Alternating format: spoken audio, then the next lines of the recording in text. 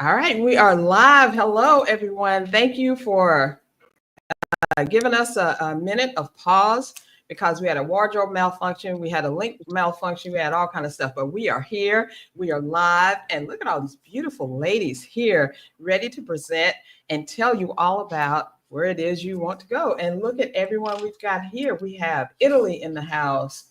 I'm just going to go through this really quickly. I think I see UK. Yes, yes. I see a lot of people. I see a lot of things. People are coming in. And please share this if you haven't already shared it. Share it with people. This is being recorded and it will live on that same page that you're on right now, whether you are watching it on YouTube. Oh, there's a bunch of comments. Michelle, are you monitoring those comments? Oh my gosh. I'm looking at them now. Woo, Lord have mercy. I actually know a All couple right. people here, but so it's kind of exciting. Good, good, awesome. Okay. So, without any further ado, y'all, we're going to get started because we got a lot to talk about. All right. So, what I'm going to do is, as we talk about and introduce ourselves, I'm going to bring us on one at a time. So, y'all will be back. Hold on just a second. All right, everyone. I am Carol J. Dunlop. I'm known as the online WOW strategist. And I put this here thing together because so many people, so many Black women are saying, hey, I need to get the heck out of Dodge right now. And I don't know what to do. So, since I'm in Mexico and I got my friends here who are in Panama, Barbados. Oh, I said it right. Barbados, Vietnam, and Thailand. Actually, Patricia is not here live, but she did send us a video in Colombia. So we're going to be answering your questions. And I did want to say this: if you're doing a comment, please put a Q in front of your comment. And the question, if you're doing a question, please put a Q in there and your question. We're going to answer all the questions after we finish the information because I know a lot of, with what we're talking about, we're probably going to answer your question. And if not, y'all can do it after that. All right, so I am Carol J. Dunlop, the online wild strategist. My husband and I own a business and it's called Creative Services International. We just made our 30th year anniversary marriage and business. Woohoo for us. And we decided to move to Mexico 2 years ago. My husband's when the Roe versus Wade thing was overturned, my husband said, "I don't think I can live in this country with half the people not having any." Okay, I'm getting a message here. Not having any rights. So we started looking. Then we started researching, and we narrowed it down to about 3 countries, of which Panama, Costa Rica, things like that were included. But we landed in Mexico. We came here just this past August, and we're here now. We're here to stay, and we love it. We're going to tell you more about it in just a minute. Right now, I am going to bring up Patricia because she is not here. Let me see if I can get her on this thing. Where is she? It says she's here. Wait, hold up. Why? Go ahead, Michelle. Why don't you go ahead, Michelle? Let me All get you right. on the Good solo. morning, or depending afternoon or evening, depending where you're at. I'm Michelle White. I'm here in Panama. I've been here roughly 5 months. My story is similar. It wasn't simply because of the election or one specific thing. It was living in America. I was at the time I was living in Florida, and there was just like so many small little mosquito bites until it's just your whole body swollen. It was just with anxiety. Like at school, my kids were being called the N word. My husband substituted at schools. Students were writing it on the desk. I had my teenage son got off the school bus in the wrong neighborhood because we had just moved. And when I tell you the level of anxiety when your son calls you, your 6 foot 14-year-old black son who wears the big headphones and the hoodies saying he's walking through a neighborhood in Florida, all I could think of was a Trayvon Martin tragedy, Mm. drop what I was doing, the violence in school. One of my kids had a lockdown at their school for active shooter. Thank goodness nobody was hurt God. physically. And then, as Carol mentioned, the different rights, like the Voters' Rights Act being basically trashed, Roe versus Wade. So I had a more deliberate plan over about 18 months, 2 years to move to Panama. Um, I am retired. I just retired this year from the military. And then why Panama? I didn't necessarily select Panama. That was where I wanted to go to. Me and my spouse talked about it. We had kind of a criteria of things we wanted, like healthcare, insurance, stable government, stable currency. Um, and I did the research in reference to that. We narrowed it down to 5 places. We went to visit 4 of them. And then we decided that Panama was the place where we wanted to live. And so we've been here 4 or 5 months and don't plan on leaving.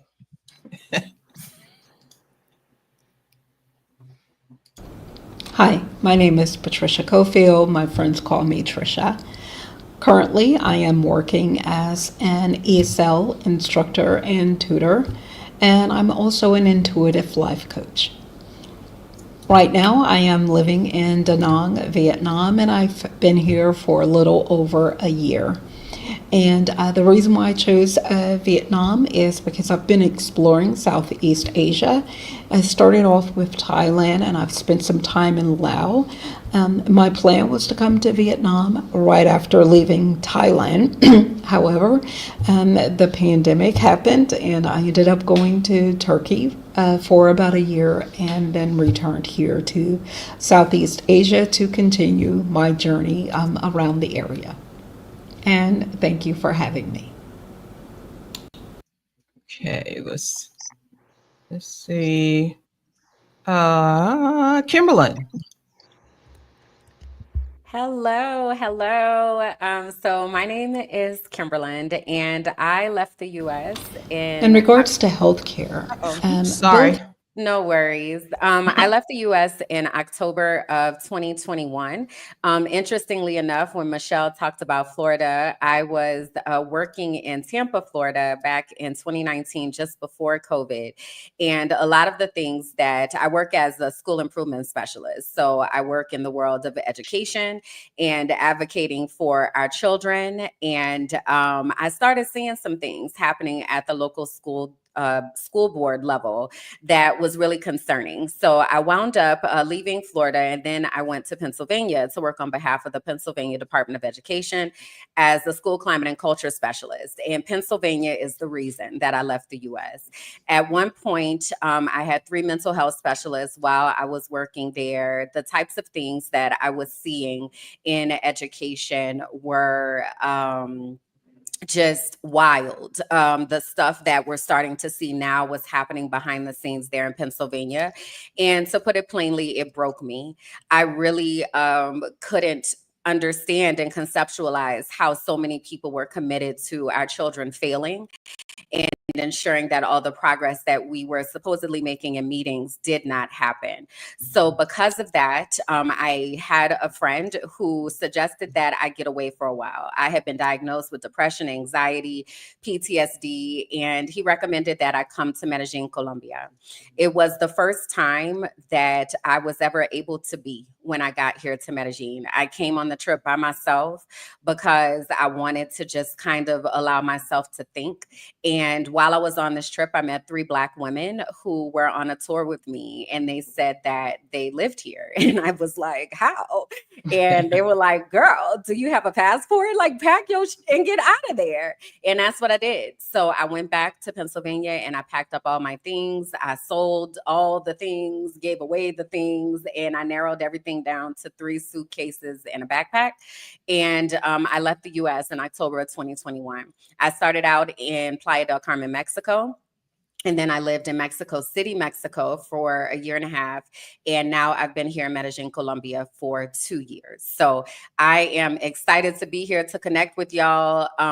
It's wild, the things that I've seen. And on my YouTube page, Minding My Black Ass Business, I have videos of the type of things that have been happening. But that is really what made me press the go button. I needed to save myself. And I was burnt out and just disillusioned with my life's work crumbling right in front of my face. So I decided to advocate differently, and that's in helping people to escape. All right.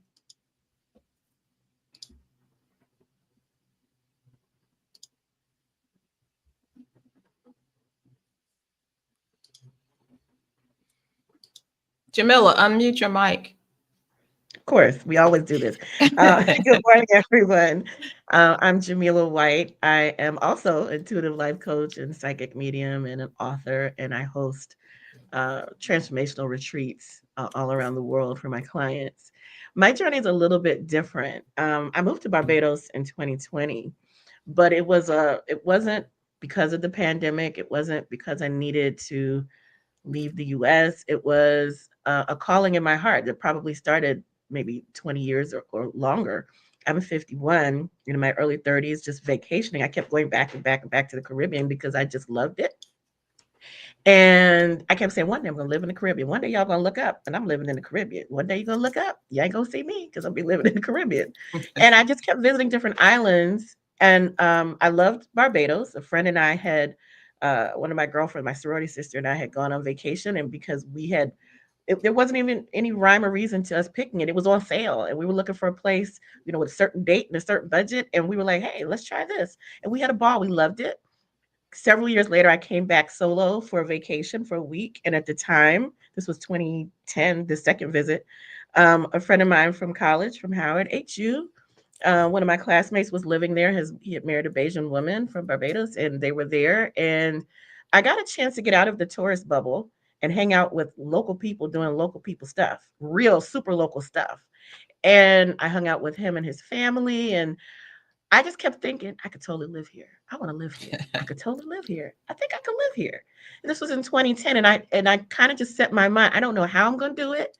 I don't know how this all works. Maybe one day I'll get rich and buy property. Maybe I'll marry into somebody's Bayesian family. Like I was just like, I don't know how, but one day I'm moving to Barbados. Fast forward another couple of years. At this point, my business was maybe 60% in person. And I said, I need to go from wishing to deciding because I'm very intentional about my life. I'm very intentional about creating joy. I'm very intentional about prioritizing peace. And I said, I'm wishing I could live somewhere. I'm wishing I could live in Barbados. I'm actually making this decision now. One day I'm going to Barbados, period. And what I'm going to do right now is start planning because and preparing because I don't know how this is going to work. I don't know how it's going to come about. But what I know how to manifest. And when it shows up, what you're not going to do is catch me slipping like, oh, look what I manifested, an opportunity to go to Barbados. But, oh, well, I can't go because of work. So I was very intentional about shifting my business to a virtual model over a couple years. And then actually, I'm from the Washington, D.C. area. I ended up moving to St. Helena Island, South Carolina, then to New Orleans for a little while, and then back to the DC area. What I thought was for a couple of months, and the pandemic hit, and I was like, "Oh, let me just stay put for a second." And I'm working like a lot of other people, looking out the window because I'm working at my laptop, can't really go anywhere, and it's hard for a lot of people to remember. But in those early days of the pandemic, Americans couldn't even go to Canada and Mexico at that time. Borders were closed. You couldn't just fly somewhere and go. You could go overseas. There were 3 countries you could visit, and that was Estonia, Barbados, and a couple other places for a short period of time. And around that time, Barbados announced a welcome stamp visa for remote workers. And they were like, come on down here. You working at your computer anyway. You might as well do it here on the beach. And I was like, wait a minute. Can it really be this easy? Like, this is my dream. And I was gone. Poof. Just like that.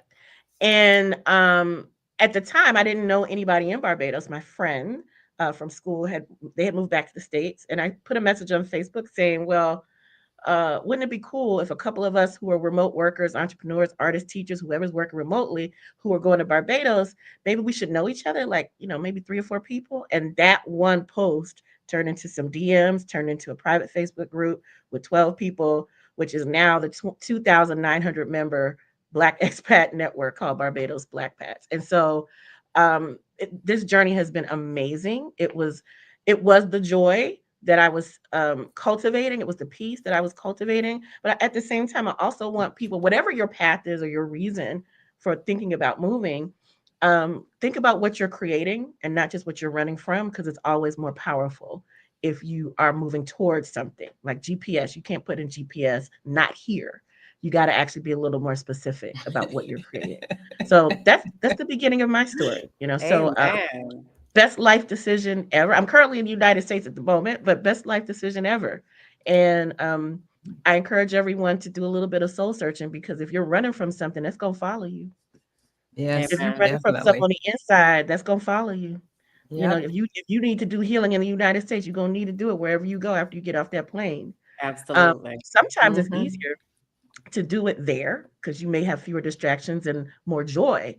But Right. if someone is looking for, I just want to cancel my life, you might be in for a rude awakening. Oh yeah, because you got to get ready. You can't. Get- You really right now. It's time to get ready. It's Hmm. not 2 months from now. It's not after the inauguration. It's time to get ready right this second. That's why we're doing this. And I want everyone to know I just met these ladies. I'm just seeing their faces live for the first freaking time. But the What? energy is so dope. Like I'm just sitting here, like being, intuitive life coaches and Hmm. the Right. That was not stories, like planned. is No. correct, right? And even Jamila, when you were saying like going towards something, right? Hmm. I had one of a mental health specialist I had one time was like, "What are you running from?" And I said, "I'm not running from anything. I'm running to peace. Yes. I'm trying to get Yes. some peace and it doesn't Hmm. live here. So I gotta go where it's at, Yeah, So come absolutely. on.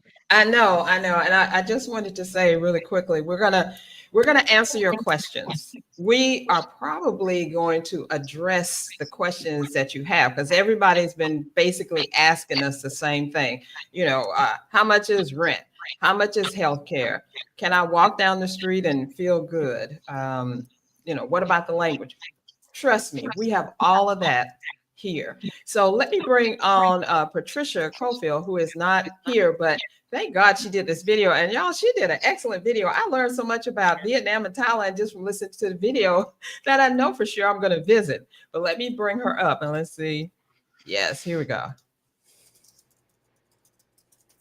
To healthcare, both Thailand and Vietnam offer great services. If you're looking for dental care, physicals, etc., most of the time you'll be able to pay for those out of pocket at a cheaper price than you would in the US. In addition, if you need prescription medication, many times you can go directly to the pharmacy, and even if you don't have a prescription, they will provide you the medication that you need. If you are in need of surgery or hospitalization, and if something that is you're going to schedule, I would suggest going to Thailand instead of having the procedures in Vietnam. And first of all, is simply because most, if not all, of the doctors in Thailand actually speak English.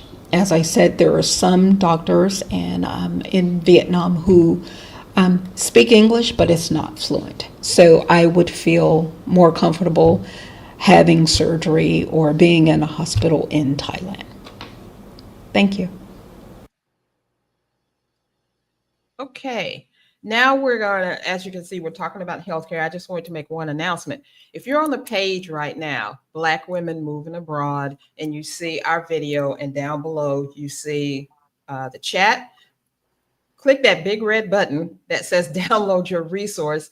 And we have put together such a great resource, all of the information you'll probably ever need to know about. There are several chats in there. There's a couple things you can buy, Exodus Summit, there's groups, all of that. Just click that link and go download it right now. And right now, I would like for Kimberlyn, let's talk about healthcare in Colombia.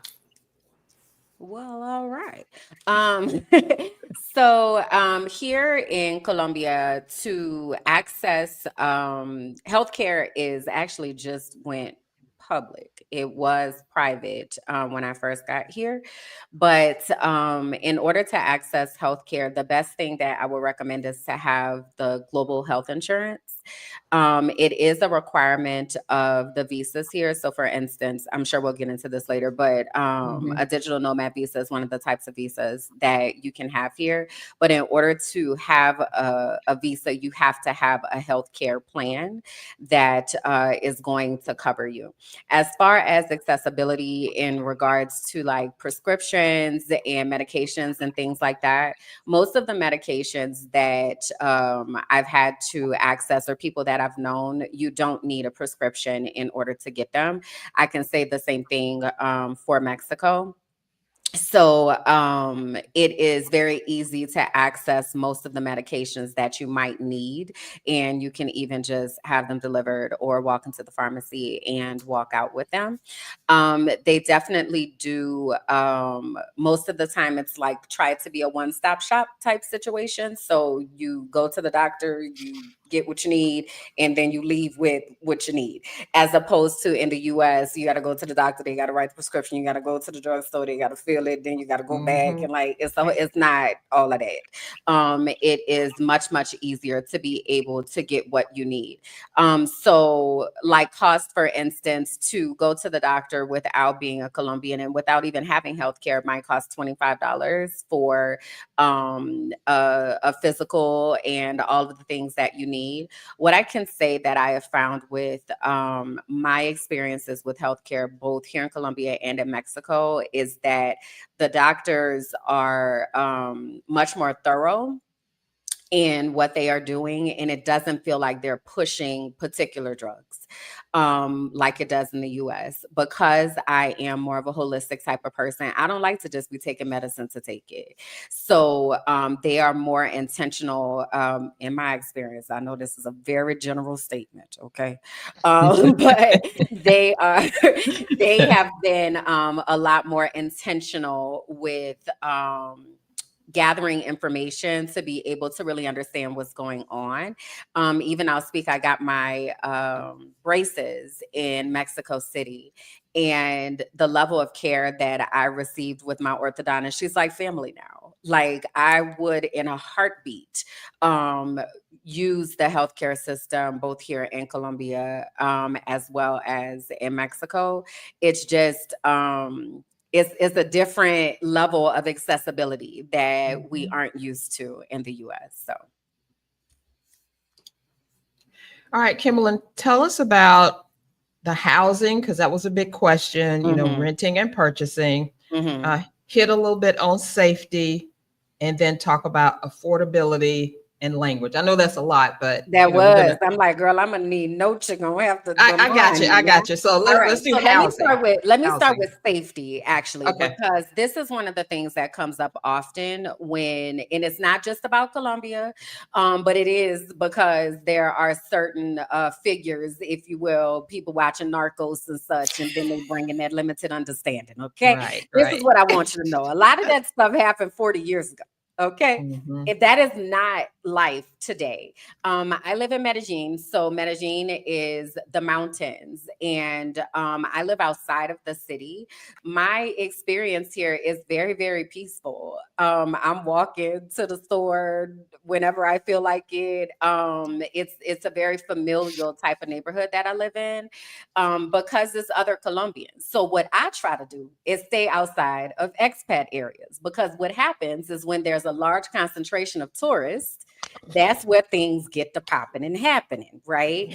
So be intentional about what type of experience that you want to have. I'm from New Orleans, so I liken it to, from New Orleans, I don't hang on Bourbon Street.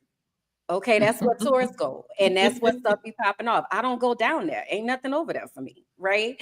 It's the same way here. Like there are areas, of course, in any city where there are going to be activities that you don't necessarily want to be a part of. I think it's a matter of using common sense, right? So, but also, I'm not walking around seeing guns every day, all day, because people are like that. We don't do that here. Okay. We over here having a nice, peaceful life. All right. So I want to start there. We got to start with unpacking our bias and making sure that we understand that all the things that the US has told us is a lie more often than not. Okay. So dealing with that and actually getting my accent comes out when I get to talking. But we have to deal with our bias and the reality of what's actually happening. So that's when it's good to talk to people who are actually on the ground, right? Like, we live here. I'm not about to be in a war zone. You think I left the U.S. to come somewhere to be having a I fight know, for my right? life? Is you serious? Okay. So that's the first thing with safety. I think it's important to level set and be realistic in what this is looking for, because what is looking like, because what I can tell you is that any of these places are safer than the United States of America. Okay. Hello. All right. Okay. Hello. All right. So that's safety. Now, housing. Okay. So this is what I do when I go to places is I start on Airbnb. I try out different neighborhoods, right? So I'll stay in an Airbnb for the least amount of time is probably a week to 2 weeks to like a month. If you do it by the month, though, you get a discount. So that's a hack there. But I usually start on Airbnb and then I try out the neighborhood because I want to see what it's like in the night, in the day, on the weekend. Is it activities? Like, so this is why it's important also to know what you want. I want peace and quiet. Hello. Okay. I don't want it to be popping outside my window. That's not what I'm here for. Okay. So I need to be in that neighborhood to see what it's like. Also, for instance, like construction is something that is a trigger for me. So I don't want to be in an area where there's a lot of construction because that's going to disrupt my peace. Okay. So peace and quiet. All right, is the mission. That's the journey that I'm on. All right. So anyway, so you start on Airbnb and you rent a place, right, for a month, whatever. And then you ask them if they are willing to do long-term rentals. And a lot of times they are, because many of these Airbnbs are sitting empty. Nobody's renting them. So you offer to handle that business offline. You go see the place and you kind of go from there and negotiate offline. I have used that in Mexico. I have used that in Colombia. I've used that in Dominican Republic. I lived there for a month. So that for me is the easiest way. Also, I travel with 3 suitcases in a backpack. So as I was trying to figure out where I was going, I didn't want to have to be buying furniture and out here like I didn't leave to do this. I'm trying to be free. Okay. So also know, like, if you're permanently relocating to this place, then you're going to have a different market because now you're looking for unfurnished apartments. I don't recommend, but also this your life. So do what you want. But my recommendation my recommendation God. is not to like weigh yourself down with all of those types of responsibilities, and to give yourself time to actually process what you just left, because it's going to take about 30 to 90 days for you to just kind of wrap your mind around, ooh, I got out of there, huh? Man, I did that. I Like, agree. that's a lot. And so you don't want to have to be conducting business during that time. You want to kind of be able to have a turnkey type situation, right? So that's what I would say about housing. But as far as how much it costs. So for instance, again, fully furnished, and I'm bougie. So let me go ahead and say that. Okay. I'm not staying anywhere. I actually live with OCD. So bathrooms, and it's a thing for me. Okay, so that means there's only certain types of places that I'm going to stay in. But for example, in this apartment that I'm in, it's 2 bed, 2 bath, beautiful balcony, a view of the mountains, 24-hour security, a pool, a soccer field, a playground, party spaces, all the amenities, all the things. Again, fully furnished, utilities, all of that, $1,000 a month. Okay, and that is what? Expensive. Okay, because I am what? Bougie. So depending on your level of life and what you need, there are things that are even more expensive than that, and there are things that are less. But I would say my my living expenses here is probably $1,500 a month. And again, that's because I'm bougie and I'm okay with that. All right. So kind of just a level set there. All right. So that's housing. I got some more, Carol, that I'm running down, or what we doing? No, you're good. You're good. I want Okay. all of us to address the language together, but right now we're going to move on to Michelle. Let's talk about healthcare, housing, and safety in Panama. Okay. So I just want to go back a little bit and talk about myself, just to give you perspective about the next topics. I moved here with my family. So many of the women and talk to in different groups, they've moved by themselves or they're a couple. I moved with my spouse and 4 kids. School, Woo. 3 of them school age, 1 in college. So I have a little different perspective and different intention when I was moving and the things I was looking for when I was moving. So I think that's actually good, because if there's anybody here with a family or kids, you can have also different things to think about when you're preparing to move and what to look for and what to research for. So the first thing was mentioned was healthcare. As a parent, even as myself, finding healthcare here, as someone else mentioned, is super accessible. I know before, when I would move or find a new doctor, I'm like, I gotta call, because to get that new patient appointment, it's gonna be like 35 days out, and I know I needed a physical for my kids, and I'm like, oh, I gotta get this appointment. I call here, they're like, can you? I'll call in the morning, or actually, everything's on WhatsApp. I WhatsApp. Do you have an appointment? Can you come in an hour? No, my kid's at school. Well, can you come in 2 hours? "Oh, I think so." And I was like, "Can I come tomorrow?" "Well, what time do you want to come?" I had a dentist appointment for my kid, and they said, "Come on Thursday." And I was like, "What time?" They were like, "When you feel like it." I was like, "Oh, how about I felt uncomfortable. I was like, "Can we set a time?" I was like, "How about 11?" And they're like, "Okay, come at 11. Get your kid's cavity filled."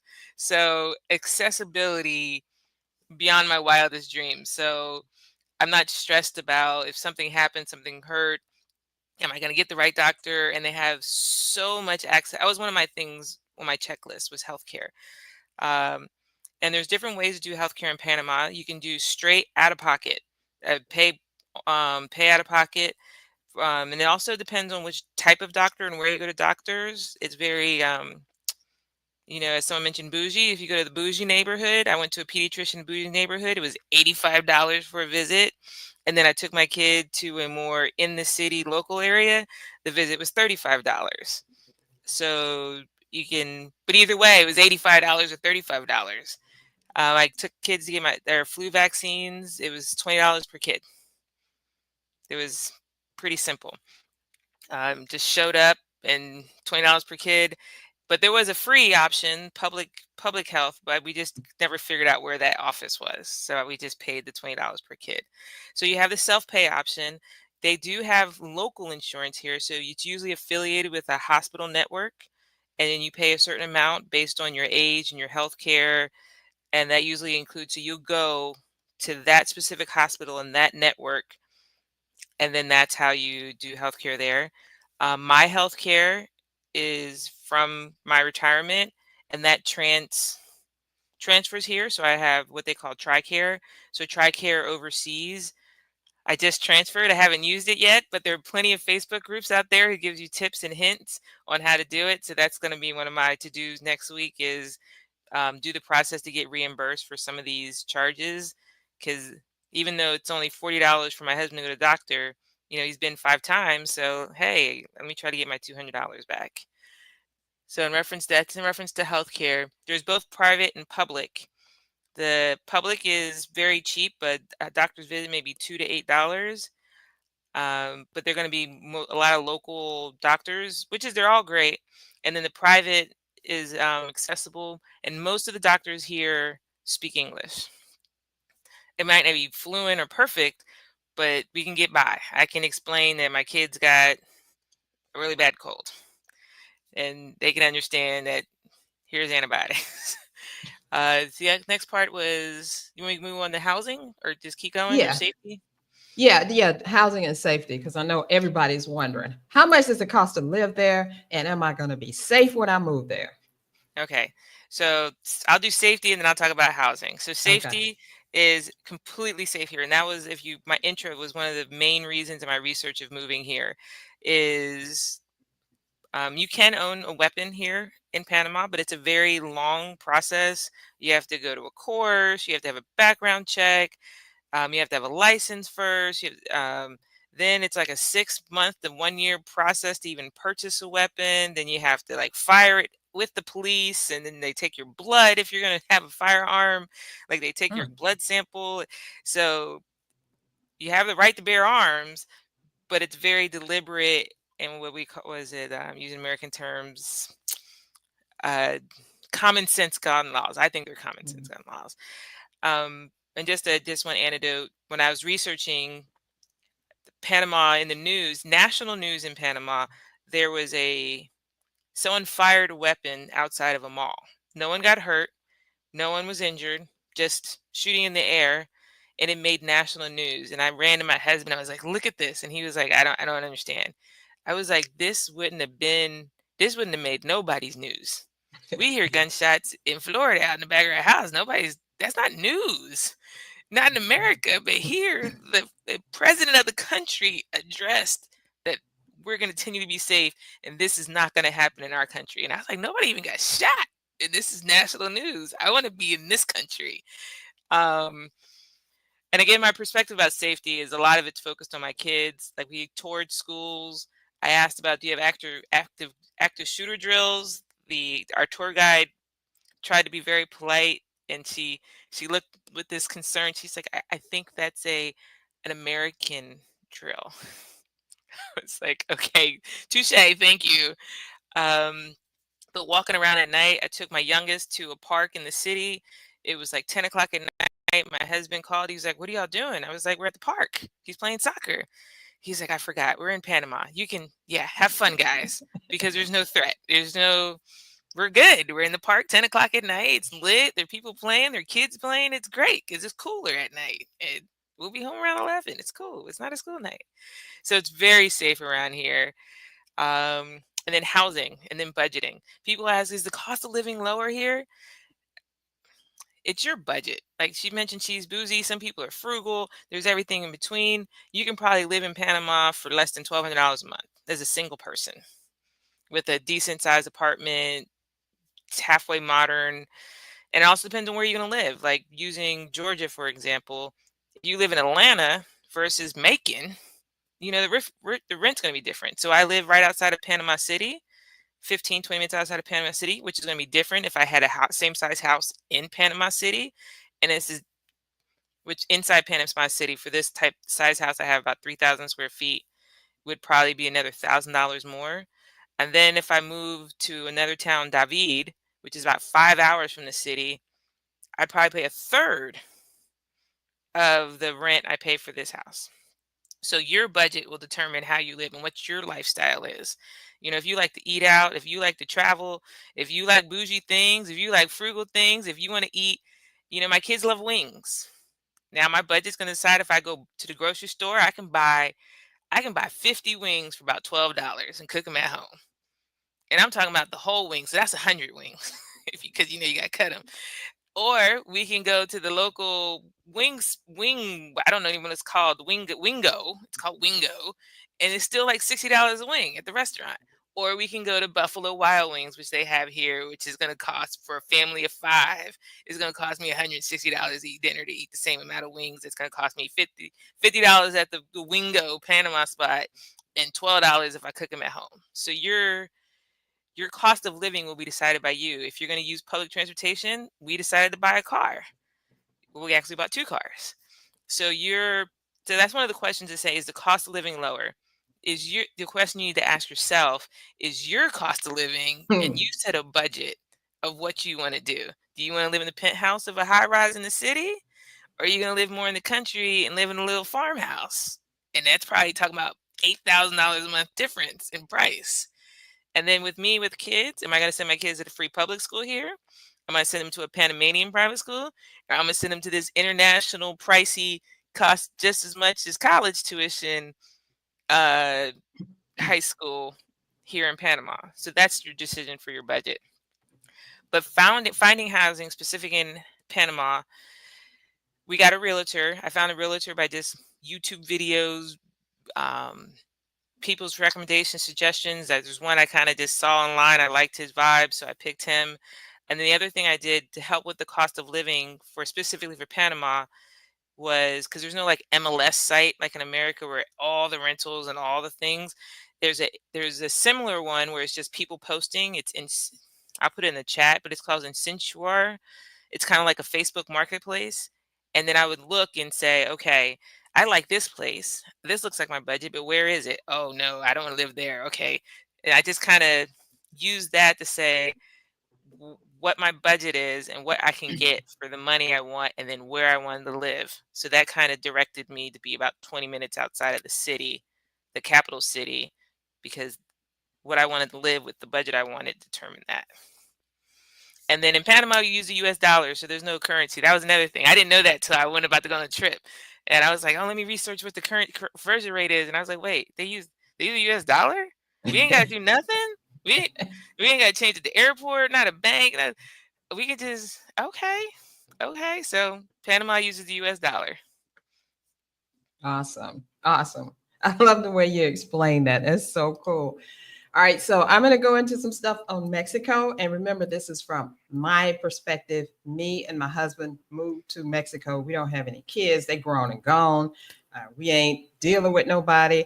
I ain't overseeing nobody. It's just us. So we wanted to move to where the beach was. My husband is actually from the U.S. Virgin Islands. So I'm like, hey, let's go where the beach is. So that's why we did not choose Merida. Merida is another popular especially Black expat or expat place in Mexico, but it's about 4 hours from us, and it is hot and it's not near the water. I mean, you can get there in about 30 minutes, but where I live, we are just blocks from the beach. It's a 2-bedroom, 2-bath condo.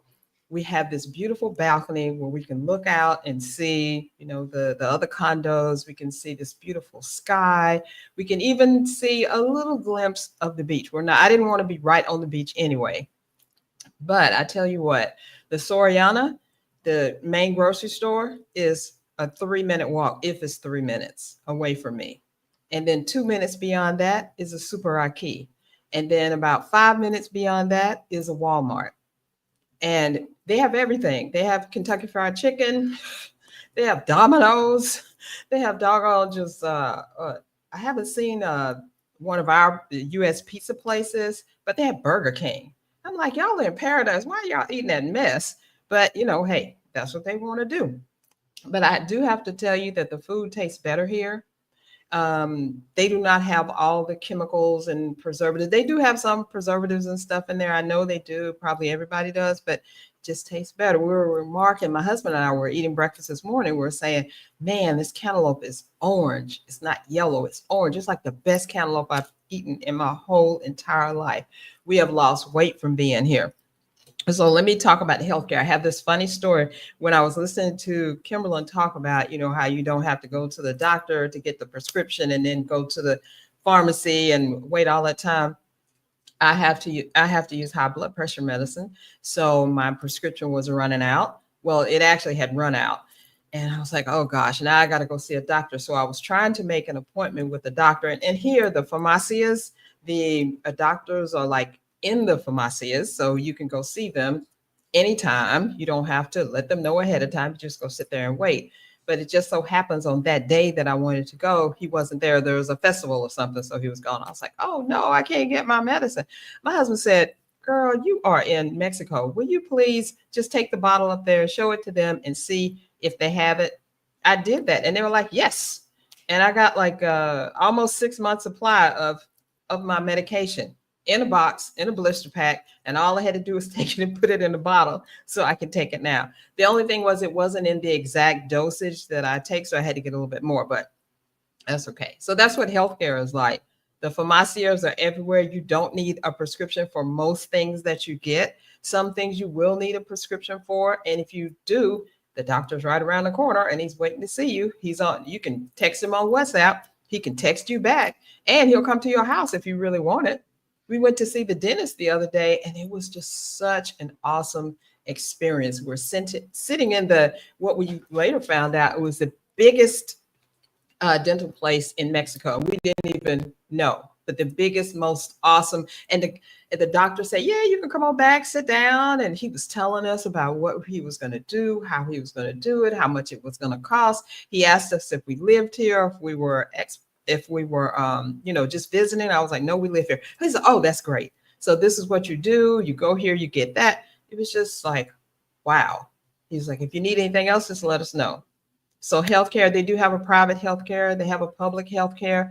Now, from what I know, you have to be a temporary resident to get the private health care, I believe. I'm not sure about the public, but we are not a temporary resident. We are just here on a tourist visa. And when you cross over from the United States to Mexico, you're going to get, unless something happens, you're going to get 180 days to live and explore in this country without anybody bothering you or saying anything to you.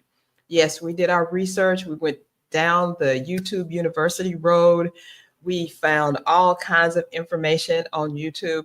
And I would have to say about that, believe about half of it and wait till you get here, put your feet on the ground to see what actually is real and what isn't. Because people will say anything, or they'll just say stuff that is, applicable to them, but not you. For instance, they say, we're in Playa del Carmen, right off the beach, right? And they said, oh, don't worry about learning Spanish because most of the people speak Spanish. Okay, for number one, this is a Spanish speaking country, right? The national language is Spanish. Only 10%, and we learned this from Mexicans we've talked to, only 10% of the Mexicans speak English and Spanish, right? And of the rest of the people, they speak un poquito, a little bit of English, just as much as a little bit of Spanish that we speak.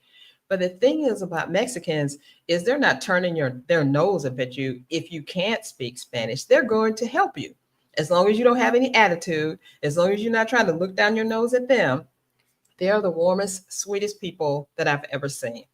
They love people, all that. And I really don't understand how they can be so loving when they are treated so horrible in the States, and it's not. And people also ask, well, if we're trying to get to Mexico and they're trying to get out of Mexico, what is with that? That is not the Mexicans running away from Mexico. That is other people who live down further from that, leaving their countries that are, in war or have stuff. How can they get to the United States but through Mexico? Mexico is the land border, the only land border that leads up to the United States. So they're coming to Mexico and they're crossing illegally, right? So it's not Mexicans who are escaping Mexico. Ain't nobody trying to escape Mexico. They can just cross the border anytime they want to. So let's stop that. The other thing I want y'all to know, and we're going to talk about some visas and all of that. Other thing is they are not deporting U.S. citizens or throwing U.S. citizens out of Mexico. Mexico and the United States have a relationship and they depend on each other. I don't care what that man in the White House says. They are really trying to work together. Now, unless he does something super crazy, we're okay. Bring your United States passport down here and enjoy Mexico. Be kind, be loving, just like they are to you, and it'll be okay. Now, I talked about the language safety. I feel safe. I'm just going to say I feel safe. But also, I am not running around outside my condo at 2:00 in the morning, just doing whatever, or trying to go to this little nightclub that's down a dark alley around the corner from over yonder. No, my husband and I, we do a lot of stuff in the daytime. We try not to be, for one, I'm 62 years old. So I ain't trying to be up at 10:00 at night trying to do stuff outside. I'm going to be asleep. So I'm not even doing all of that. I am sleeping. I am in my house. I am enjoying my condo. I'm enjoying my husband. I am enjoying the quiet that is here. So it's, and to me, I could not even enjoy that in the States because one of the reasons that we left the States is I was scared to go outside. I was scared that at any moment somebody would be using me for target practice, have an AK in my face, or some other craziness. But here, I don't worry about that. The Mexicans don't bother me. I don't bother them. If I say buenos dias, they say buenos dias. If I say, whatever kind stuff I can, and they know I'm trying to say a Spanish word, they will come and help me immediately. And then I wanted to say something about our expenses, our housing. We live in a 2-bedroom, 2-bath condo. Like I said, blocks from the beach, blocks from any restaurant. Minutes. I can go like walk 3 minutes and get the best Italian pizza in the world. Oh my God, it's so awesome. But we enjoy ourselves here, right? And our expenses, rent, we have high speed internet, 100 megs, 100 megs up, 100 megs down, better than we had even in the States, right? Let's see what else. We have running water. We have a real bathroom.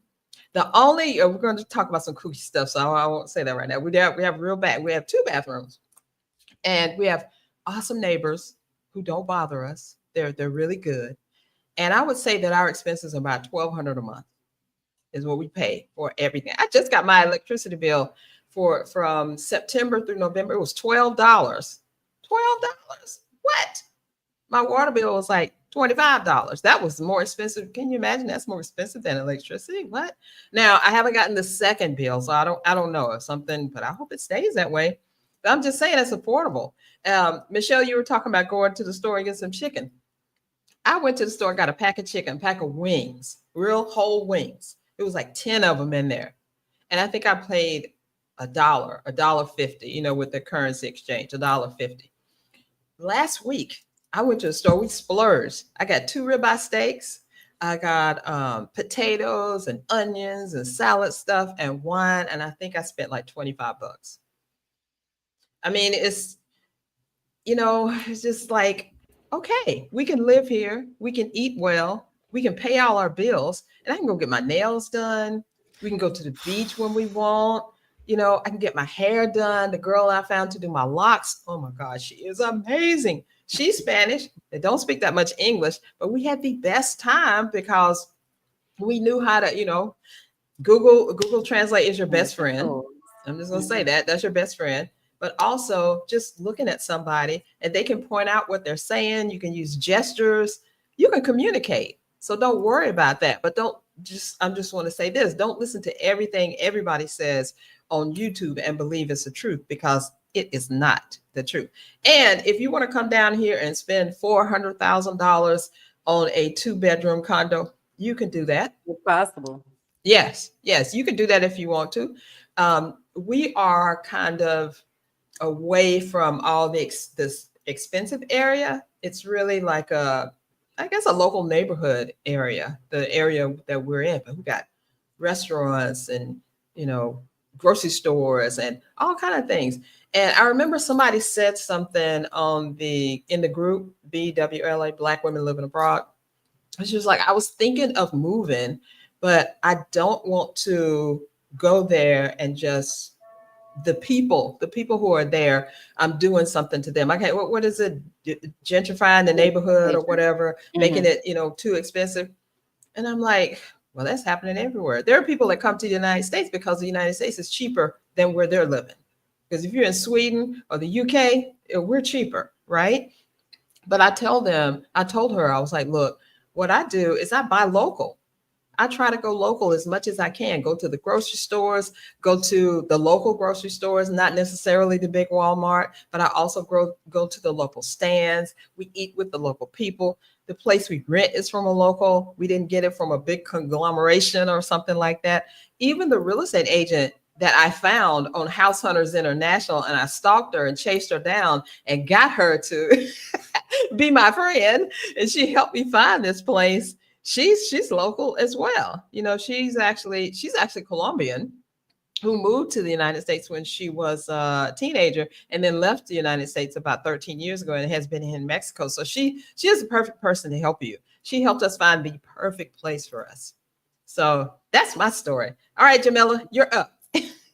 Okay, so before I get into cost of living and safety and things, I kind of got to give some basics because the more I talk to Americans, and I love us, but we're not always the most informed about geography. So I need to just give Oh some very yeah. basics about what is Barbados. If I had a dollar for every time somebody asked me, how you like living in the Bahamas? How you like living in Mm, Bermuda? Bahrain, wow. Belize. And I just be like, Barbados. And aside from Rihanna, they don't know much about it. So Barbados is in the Caribbean. It is all the way south and east, just above South America. So a lot of times people think, all the islands are the same. They're not the same. Barbados is small. small, small, small. It's about 14 miles by 22 miles. So it's like 169 square feet, something like that.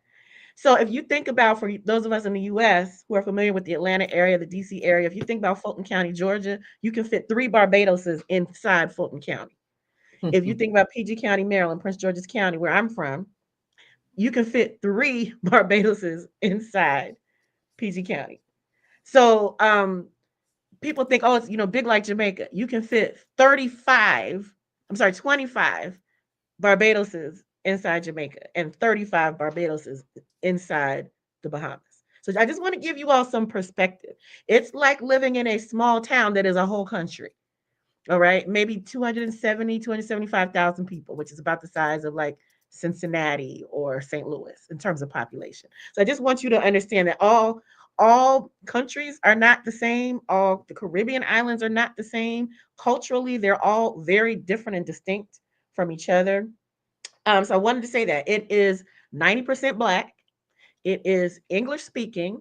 However, there is also a Barbadian, Bajan dialect, which is kind of like you go to Jamaica, there's patois, Jamaican patois, which even if you speak English, you may not understand that. Google Translate not going to help you with Bajan dialect. You just got to talk to people until you understand, right? But everybody speaks English there. They're highly literate.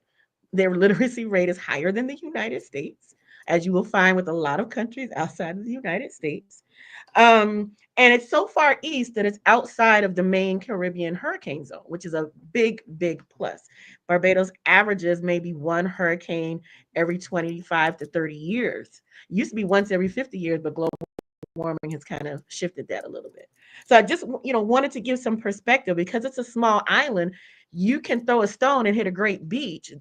All it's surrounded by water, both on the Atlantic side and the Caribbean side. You get two for one, and it has some of the most beautiful beaches, white sand, turquoise beaches, very picturesque, especially on the south and the west coast.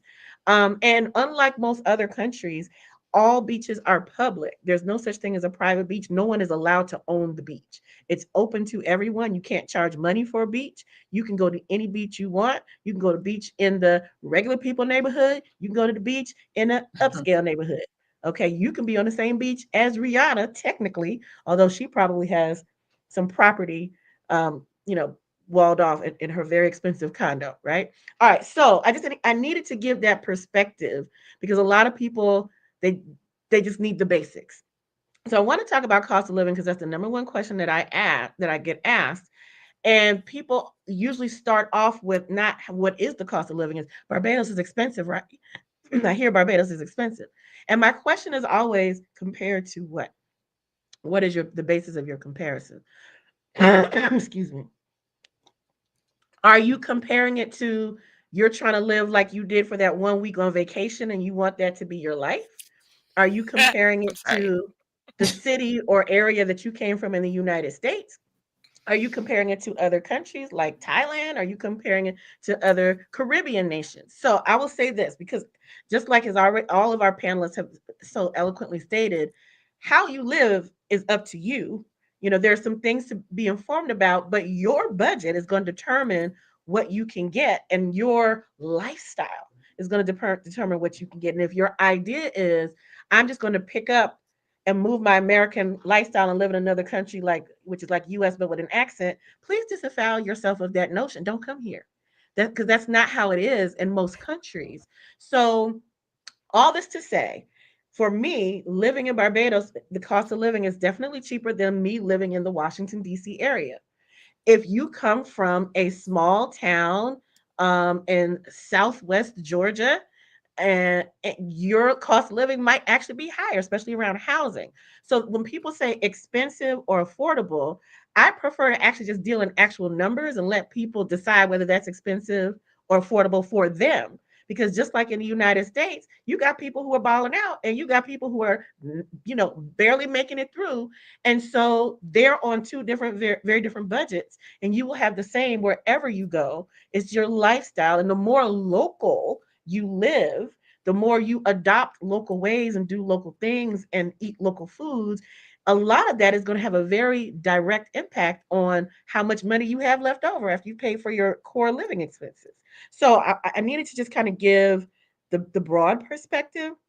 So For people who live in Barbados who are primarily American expats, or extended stays or snowbirds that come down for the winter or whatever, if you're here for a longer period of time, the longer you stay, the cheaper it is as far as housing costs. If you're looking at Airbnb costs and trying to figure out that's what your monthly rent's going to be, that's going to be very different than you signing a 1 year lease or even a 6 month lease on an apartment, on a condo, on a cottage, on a villa, even. Okay. Also, comparing apples to apples in any country that you're looking at, make sure you're comparing apples to apples and not apples to oranges, because people say, oh, I looked at the housing in Barbados and it was so expensive. I said, well, what did you look at? And they said, I looked at a beachfront condo, in the on the Platinum Coast, da, da, da, da, and it's so expensive. I said, well, how much is the beachfront waterfront property in the country where you came from? Because you're not living like that. So you got to compare apples to apples. So having said that, for American expats who tend to be concentrated on the South and West Coast, because we're all over the island, Black American expats in my organization, we're all over the island. We tend to be concentrated on the coast because most people want to be near a beach who come to Barbados. That's one of the main draws. They tend to pay anywhere from $1,000 US for housing and up. 1,000 to 3,000 is the average. That depends on the kind of housing, the neighborhood, proximity to the beach, the size. Are we talking about a studio apartment? Are we talking about a 4 bedroom villa? It's all over the place. So, for example, the first place I lived in was a 3 bedroom private single family home, 2 blocks from Rihanna's condo in Paynes Bay area in Barbados on the West Coast, which was considered expensive coast. We got a great deal. Me and my housemate then at the time, we were paying about 1,200 US. And this is for a full single family home that was 2 blocks from one of the best beaches in the country. Okay. Later, I moved to the South Coast. And at one point, I had a 2 bedroom, 2 bathroom apartment that was directly across the street from the beach. And I was on a shorter lease. It was a 6 month lease, so it was a little higher. And I think I was paying 1,700 roughly. Then I had a 2 level giant townhouse with 2 master suites, a separate office area. So it was almost like 3 bedrooms, 2.5 bathrooms, ginormous kitchen for entertaining, pool in the back, all that. I think I was also paying $1,700. So it was all over the place. And again, it depends on how you want to live and what kind of lifestyle you prioritize. For me, it's no point in me living in the center of the island inland when I'm a beach girl. But it's going to be cheaper if I go more inland. It's going to be cheaper if I go to the East Coast. I want to talk about also the perception about expense. A lot of the places where you can live dirt cheap in the terms of countries may also have, and it's not true across the board, but you have to look at this, may also have challenges around infrastructure. Is the internet reliable, like all the time on? Is the electricity reliable, like all the time on? Is the water reliable, like all the time on? Because some of the things that you experience as a 1 week vacationer in a hotel that has backup generators and all that other stuff, in a private residence, you may not have those things. And in Barbados, the infrastructure is excellent.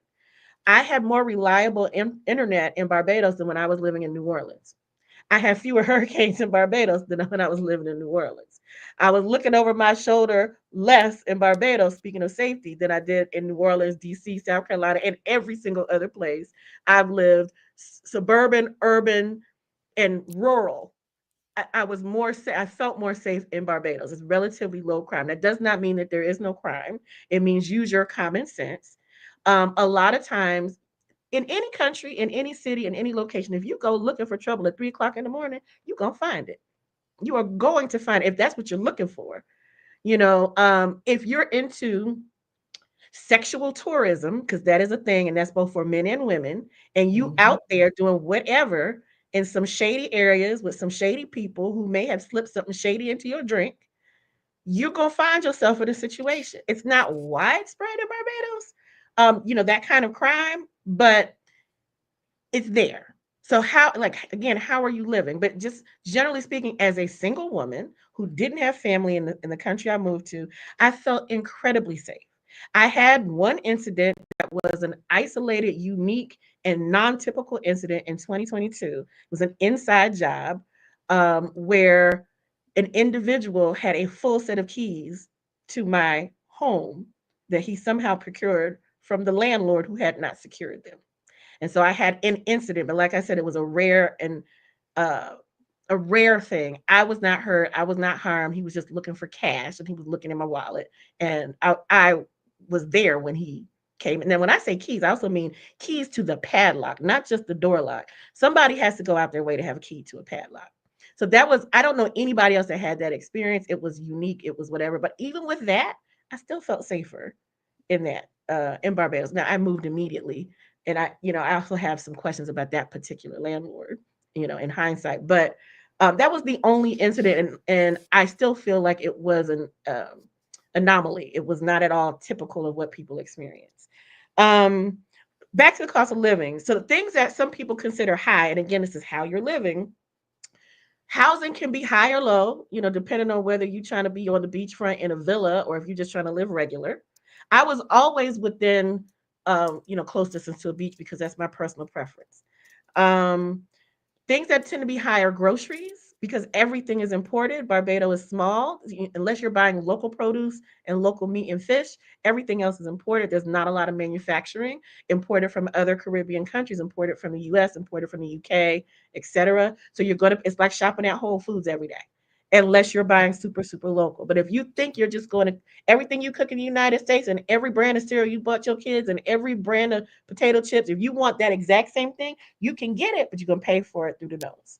Yes. I am a devotee to Heinz ketchup. I don't like nobody else's ketchup. Judge me or not, and I will pay a premium to have Heinz ketchup versus the local brand. But I'm like that in the United States anyway. Me So too. Me too. you have to pick which things are your deal breakers. Like, I must have this thing and I'm willing to pay for this one thing. But everything else, I can learn the local way of doing it. I didn't I realize gotta how much share. I Hidden Valley Ranch is for me. I don't want right, nobody else's exactly. ranch. Everybody has a thing. Like, I don't like It's it's I it's like Aunt Lay's Jemima potatoes. pancakes for me. Oh my God. Okay. I'm So it's like paying you I'm gotta paying eight figure dollars out, and 90 cents for a small bottle of Hidden Valley Ranch. It's $4 right, in the but for States, you, but I it's ain't gonna buying be no worth other it. ranch. But for you, it's gonna be worth it. For me, it was ground turkey. Like, I did not know how much ground turkey I cook with until I left the United States Mm, and realized, oh, they don't really do ground turkey here, and I can get it, and it's imported, and it's $8 a pound. But guess what?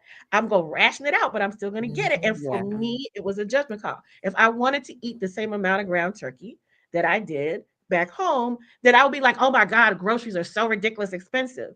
But is that Right. really the truth? Or is it I'm attached to a certain way of living and I'm not flexible on anything and I Hmm. just want to replicate my US life but by the beach? That's not what being an expat is about. If you do that, you might as well just stay where you're at and just go on vacation. Correct. Groceries tend to be higher. Transportation, like if you buy or rent a car long term, it's going to be high because they're all imported. And it's also going to be seasonal, even on a long term. So if you come during a peak of tourist season, like right now, or you want to rent something in December, you start your year of renting a car long term, you're going to pay through the nose because it's Hmm. tourist season. If you come in May, you're probably going to get it 50 or 60% off of that because it's supply and demand. Um, I will say I was paying about 500 to 550 for a car. People are like, oh my God, that's high. Well, is it? But it included all insurance, it included all maintenance. And what is your car note back in the States, plus insurance, plus all the maintenance?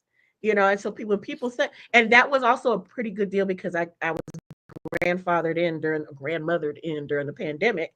And people who were coming later were probably paying $700 or $800. But again, you want to look at, are you comparing apples to apples or apples to oranges? And I want to say this: someone posted in my expat chat group on the Facebook last week. They posted their gas receipt for what they were paying per liter, and translated that per gallon. People were like, oh my God, it's so expensive. It's double what it is in the United States. Okay, again, apples and oranges. The gas cost like twice or more than what it costs in the United States. However, I was paying a third of what I was spending on gas every month. Why? Because lifestyle differences. Barbados is tiny. It don't take long to get somewhere. You can get from one end to, if you stood in the middle of the island, you're never more than 11 miles from anything. Mm. because it's 22 by 22, 14 by 14. So I wasn't driving and driving and driving and highways and driving. So I was spending way less. I was like a third. So if I'm looking at the gas cost, because somebody sent a receipt for what it costs to fill up the tank, that doesn't actually say what my gas cost would be out of pocket. The nuances were hidden because I'm actually paying less, significantly less. What costs less? Okay, talked about what costs more: car, gas, groceries, maybe housing, depending on what you're used to paying and what you think you want to get. Again, if you don't live in a beachfront, waterfront condo in the United States, don't compare that to what it costs in Barbados, right? Okay, what costs way less? Hair, beauty services. My goodness, I was always laid in a way that my hair was laid in a way that it never was in the United States, because I was always I only go to the hairdresser for color and cut. Everything else I do myself. Let me twist out, let me whatever. In Barbados, it was so cheap for me to get hair. I became a devotee of every 2 weeks, stand an appointment. They would take my braids out, touch up my roots with permanent color, deep condition my hair, trim my hair, blow it soft, cornrow it back, put a new crochet in. And that might have cost all of that, maybe $75, maybe on a high end. Lashes. I didn't even used to have lashes until I got to Barbados, and I just decided it was more of a lifestyle decision because I was swimming a lot and I didn't want to deal with mascara. So I decided to get lashes, semi-permanent individual lash extensions, which in the US cost anywhere from 250 to 400 for an install, and 100 and up for the maintenance. And I got mine. I don't know what the install was. It was very cheap. Might have been $75, and I know that it costs between $20 and $30 every 2 weeks for the install. So like, I was being pampered and polished, Yes. and that was not part of my lifestyle back home. So again, it's hard to compare apples to oranges because I wasn't engaging in that service on that level in the United States. Another thing that I didn't have in the United States ever in my life was a housekeeper. And I was like, Jamila, you ain't got no kids. What you need a housekeeper for? Because getting 5 hours back where I don't of my time every week where I don't even have to think about Say whatever it. means more Say it, time that I sis. can rest, play, grow my business, but just not thinking about it. And at $50 a week, it was worth it. I had to do some inner mental and emotional work because the granddaughter of a maid hired a housekeeper who looked just like her. I had to do some mental stuff because I'm like, who am I to do this? And then, okay, me also being a psychic medium, my grandmother said to me, we made the sacrifice that you can do this, baby girl. Go on and get it. Go on and get it. Go treat yourself well as you can. So again, lifestyle is not apples to oranges. Other things that I felt were relatively cheaper in Barbados was entertainment. It's There's free live music somewhere every day, good live music, all kind of genres, and it's free or cheap. There are also higher end concerts, festivals, establishments as well. So it's all over the map, but you can get good live entertainment. I mentioned the beaches are always free. What else was significantly cheaper? Oh, parking and tolls. It's just like not a thing. There's no tolls. Ooh. I only saw one paid parking lot the entire time I was on, the entire time, and I think it might have cost me $2 for the day, and that was Wow. only in the most downtown place of downtown. And most Bajans don't use that lot. It was for Americans basically who just want to get in and out and not have to look for parking and don't feel like walking all the way. It's a convenience issue. And I Mhm. think back to what I'm paying for, I pay for parking in DC to go to one event. You could easily pay $20, $30 a night just to go to dinner for parking. So there's Right. the little things. And so while people will focus on rent and groceries and gas, it gets offset by things that may cost a lot less.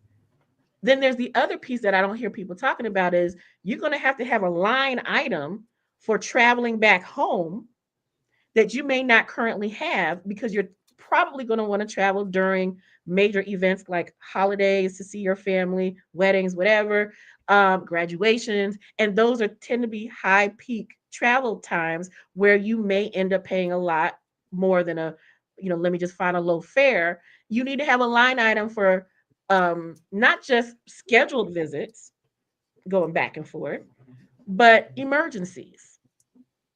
Because I can tell you firsthand, and this also goes part with the expat experience of being far away from home, being far away from your biological family and your close friends back home. I found friendships in Barbados. I created friendships. I told y'all how I accidentally created community. But I also said if in emergency I needed to go home, this is what I'll do. If something happens and I need to go home right away, I'll buy a ticket, I'll do this. I was not prepared for my father to get very ill with cancer, for it to accelerate very quickly over 4 months, for me to be going literally back and forth, back and forth, back and forth. And then to get that call during a holiday on Thanksgiving, like you need to come home right now because he's got to go. And having to come up with, it's a holiday, everything is sold out, and I got to pay through the, not just I have to get home, but I have to pay through the nose to get home. So those are expenses that people don't talk about because they're busy talking about the cost of living and rent. But you just need to be aware and have an emergency fund of some kind so that you can handle whatever comes up. And for you, if you're single, it's for you. If you have a family, when I say family, I also mean back home family. If it's somebody that you would be helping out in an emergency, you probably might have that same commitment or dedication. And so it's just things to think through. As far as cost of living, I think that's all I want to talk about. Safety, I mentioned, very safe, especially for women and especially for Black women. Not only is it safe, but as a plus size woman, it's very affirming. The closer you get to African culture, Caribbean culture, and including the southern part of the United States and New Orleans and other places where real bodies are celebrated in all of their sizes, there isn't a standard of beauty of you have to be rail thin. And I don't care what you've seen in the media about what carnival looks like with the costumes or whatever. In real life, it's all the bodies and Yes, all yes, the it business is. It and is. all the All colors everybody, and all the everybody. stretch marks, and nobody is tripping because first of all, Right. it's too hot to wear Spanx. It's Mhm. 90 degrees in the shade and it's 80% humidity. I tried to Right. wear Spanx for a hot minute. I disavowed myself of that notion so quick. I thought I was very comfortable with my body, but your level of comfort changes when you live on the beach and are on the beach and on a boat every day. My Mhm. level of comfort with what, because I would go to stuff, but I may not dance in my bathing suit because who knows what might pop out and pop over.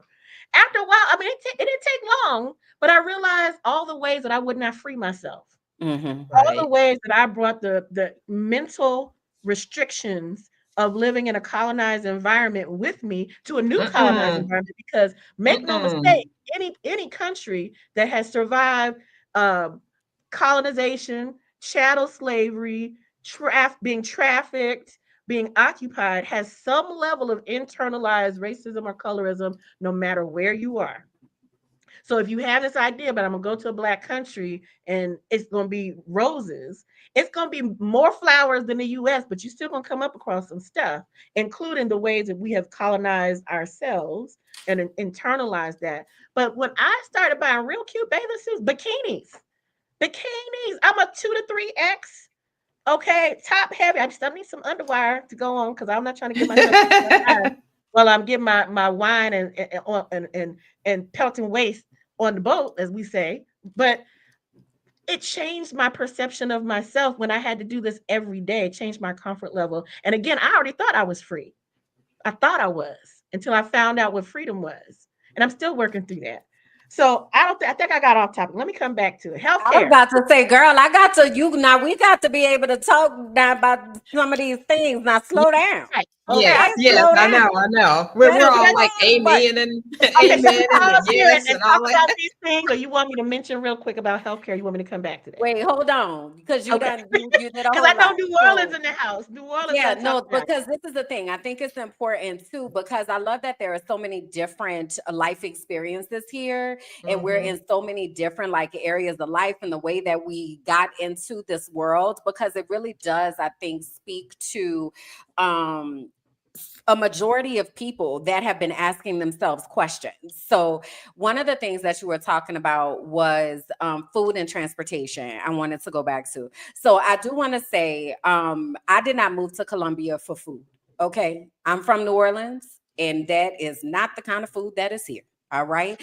So when you were talking about, Jamila, like the kind of things that we might have to sacrifice, one of the things that I had to understand, I'm not about to have no crawfish. Okay. It's not, it ain't here. Now, is that worth me having peace? you know? Um, but Trade what off. is very accessible is fresh fruits and vegetables. Right. Mhm. I forget which one of us said I lost weight. I have lost over 50 Mhm. pounds being Wow. outside of the US and have not done a lick of exercise. You understand? Hmm. The Hmm. exercise is, oh, I'm about to go walk to the store, or I'm Exactly. gonna go, Yes. instead of taking a Uber, I'm gonna take the metro. In order to take the metro, I Mhm. need to walk to the station, And right? the lack of stress in So your body that causes people to hold undue weight. Yeah. come It's on. That's it what it Yeah. Let's was. talk about that. So Let's talk about that. remember when I said it's going to take you to 30 to 90 days, right? To kind of wrap your mind around what you just did and like, oh my God, I really just got out of here. In that time, your body is going to be getting rid of toxins. Right. Mhm. When I look at pictures from October 2021, when I left, how swollen I was with cortisol, I just was not me in my body, right? This is what my body is supposed to look like naturally. And I've been able to access that because I was able to let go a lot of that stuff. The food in the US is killing us, period. Oh yeah. Okay. The types of ingredients that are in our food in the US are not present in other countries. They're illegal. So we Mhm. are able to have access to fresh fruits and vegetables that feed our system. Food is very accessible, and it's wild how accessible it is. It's like one thing you're gonna do is eat. Guess what? They got fruit trees. They got fruit trees on the street. Yeah. Just go, Hmm. just get you some limes and just put it in the bag and go about your business. We don't have access to that kind of stuff in the US. So I definitely wanted to kind of highlight that because even though I think you had said, Carol, like there's McDonald's and Burger King and like all of these fast food places, and also it's still not the same as in the US. It's No, it's still not. healthier than it is in the Hmm. US, right? So know that. The other thing was transportation. So here in Colombia, Uber is very, very accessible. I probably have never paid more than $5 to get anywhere in the city. The most expensive Uber ride is to the airport, and that's because the airport is about 45 minutes away, and that's $25. Okay. The last time I was in the US and I had to go probably 7 miles from Boston Logan Airport to where I was going, it was $35. Okay. So very much accessible. And also public transportation is a lot Hmm. more accessible. And what? Clean. Hello. Yeah. Clean. Okay. I was on the metro the other day in the morning time and they play meditation music while people are going to work, reminding you to breathe. Like Mm. every time that the train comes into the station, they're cleaning it. Every cable car that you get on, people get on, they get on and clean, then the next people, like it is so different Hmm. than what we are used to and so much more freeing. So what happens is, I don't know, I'm sure y'all know this, our environment contributes to our mental health, right? But the cleanliness of our environment contributes to our mental health as well. So when you're walking down the street that's not filled with trash and they actually cleaning the street, and like you can tell people take pride in their surroundings, and there's just this level of care that is taken, that is a load lifted off your Hmm. mental health because this is a community project. And in other countries, they actually believe in community. So we have to remember that in the US, we've been very much individualized to only worry about yourself and just get it how you live, right? And that's not how it is in other countries. So here in Colombia, it is just, it's beautiful. Somebody asked me in the chat, like, what I love most is so green. It's Yeah. so green. It's just everywhere you turn. Is it y'all seen Encanto? That's what it looks like. Right? It's beautiful. So it gives you a different even will to want to go outside, Hmm. to want to people watch and to see all of those different things. So I just wanted to kind of interject that because you was talking good, Jamila, and I was like, girl, I She got about to come out the chair. it's me. Yes. But Yes. yes, amen to all of that you said. I want to Yes. say, I want to say one thing here, and then we're going to go on to what everybody else is waiting for too, the tourist residency, citizenship type of thing. Mexico is not nasty or dirty or filthy or any of that. I don't think any of these countries outside of the US are. All I heard about was, oh, Apparently. the trash is piled up to the ceiling. And, Mexico City is the cleanest place I have ever been in my entire life, and there are 22 to 24 million people that live there. It but is how, so clean. but how about this? In Playa, where I live, in my condo, the trash people come all hours of the day, every day. They don't even let trash pile up Yeah. at all. I mean, sometimes we'll hear them at night, which is crazy, but they're coming to pick that. There's no trash piling up anywhere. They are caring. We have a guy that comes around in our condo, and he, the plants, and he keeps everything looking beautiful. And if stuff doesn't look good, I see people out there taking care of it. So don't listen to what people tell you. And I wanted to say also, what you were talking about, what everybody was talking about, being outside. When we go outside on Sundays and we walk down the street, people are walking down the street. They're sitting on park benches. They're going to do things. It's families. And one more thing is the love that I see here. I have seen more couples holding hands, kissing, more families who are together out doing stuff. I mean, it makes me feel love in my heart and in my soul to see so much love. How much of that do you see in the States? You don't see that. People are just, going about their business and stuff. But these couples, these families, everybody. And most of the restaurants have a place where they're like outside or, outside. You can sit on the sidewalk and stuff, and people will just speak to you, and you can just go in and sit. It's just wonderful that the whole area. Like I said, we lost weight and we weren't trying, but we walk everywhere. We don't have our car. And I know somebody was talking about transportation, and someone else said about bringing a car. We just decided we're selling our car. We're not bringing it because number one, it's too much hassle. It's too confusing. And number two, we don't even need it. We're going to get a scooter. We're going to get a scooter though. We're about I'm ready to thinking get about a getting a scooter. scooter too. Yeah, we're going to Because I get a want to scooter. move further out the city. So I'm like, I might have to get a scooter, but free yourself from Free thinking yourself. that you gotta get a car and have maintenance and all this kind of stuff, especially if it's just you.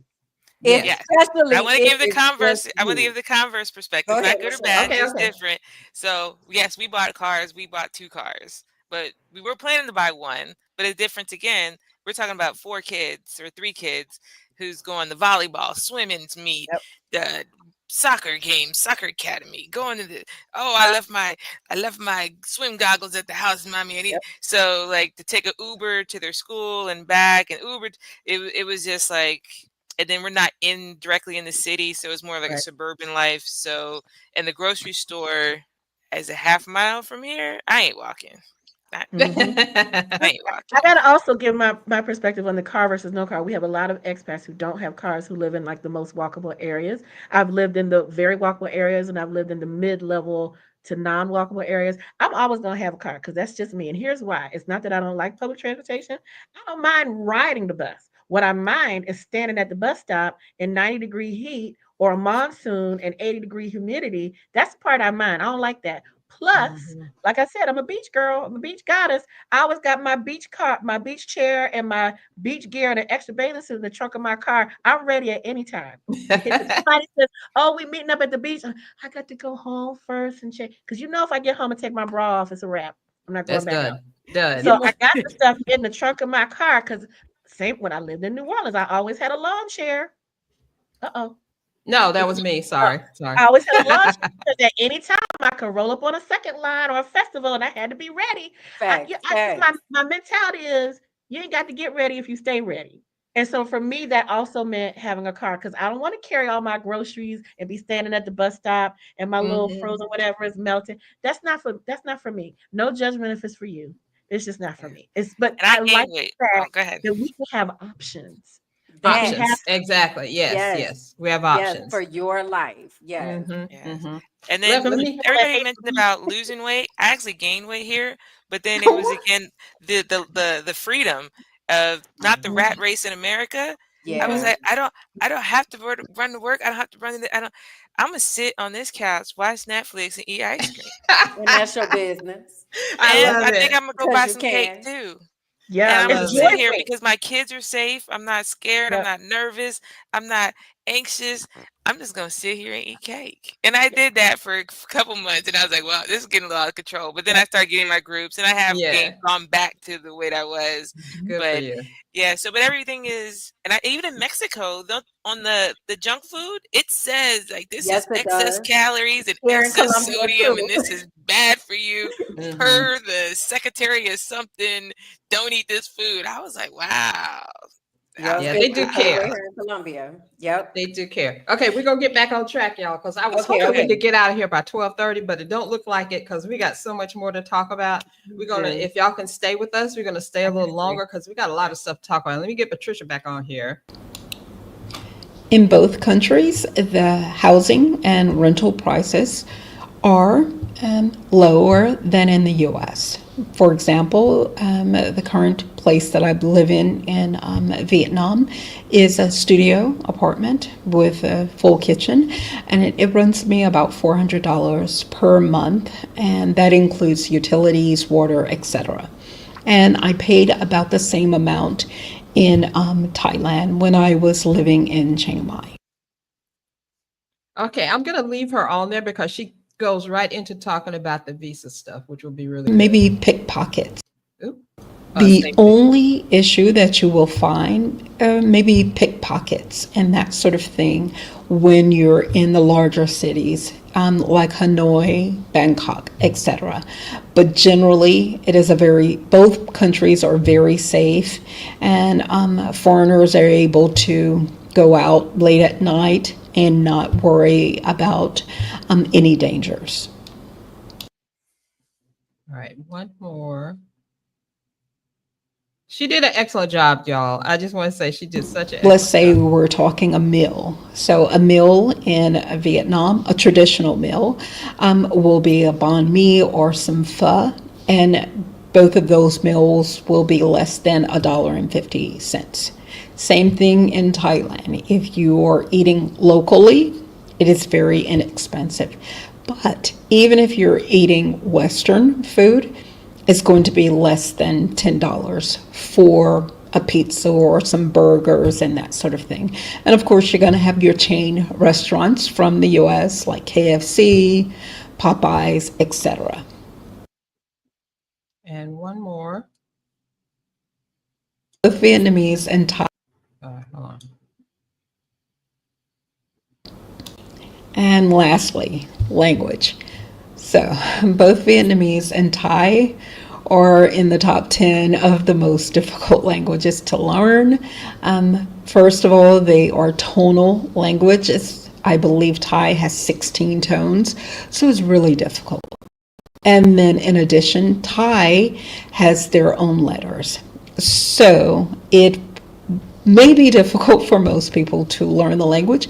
However, if you are trying to speak the language, the locals very much appreciate your attempt at speaking the language. All right, yeah, one more. I think this is our last one. Let's see. When it comes to the visa situation, there is a stark difference between Thailand and Vietnam. Vietnam, your options are a 90-day tourist visa, which has to be renewed by leaving the country. So there are a lot of visa runs.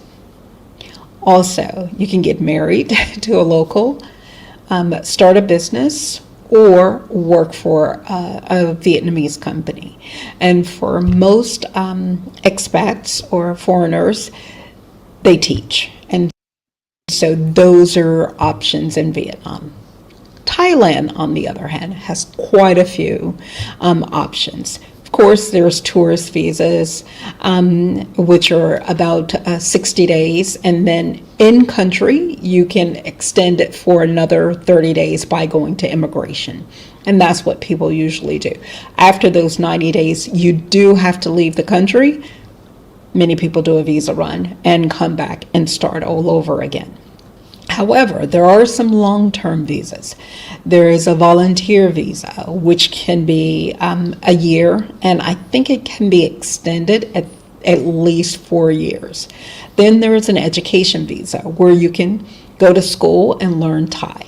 That's between 6 months and a year, and it is extended. However, they will test you to see if you are actually learning the language when you go to immigration. And then there is the retirement visa. And that, again, every year you have to be renewed. And then there's a nomad visa, and there's also a long-term, like a 10-year golden visa. But that's a certain amount of money that you have to invest into the country, etc. So Thailand does offer more options for people to be able to stay in the country legally. Okay. Steve, I believe that's it, you guys. Wait, one more. We're just going to finish this out.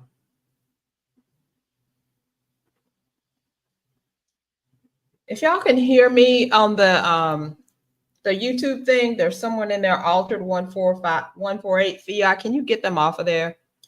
The interesting things about both countries. Number one, both of them are Buddhist countries. So you're going to see a lot of temples, a lot of shrines, and there's going to be a lot of Buddhist celebrations, which are really beautiful, especially in Thailand. Number one. Number two, in Thailand, there are certain things that you should be aware of. Number one, they have very stringent defamation laws.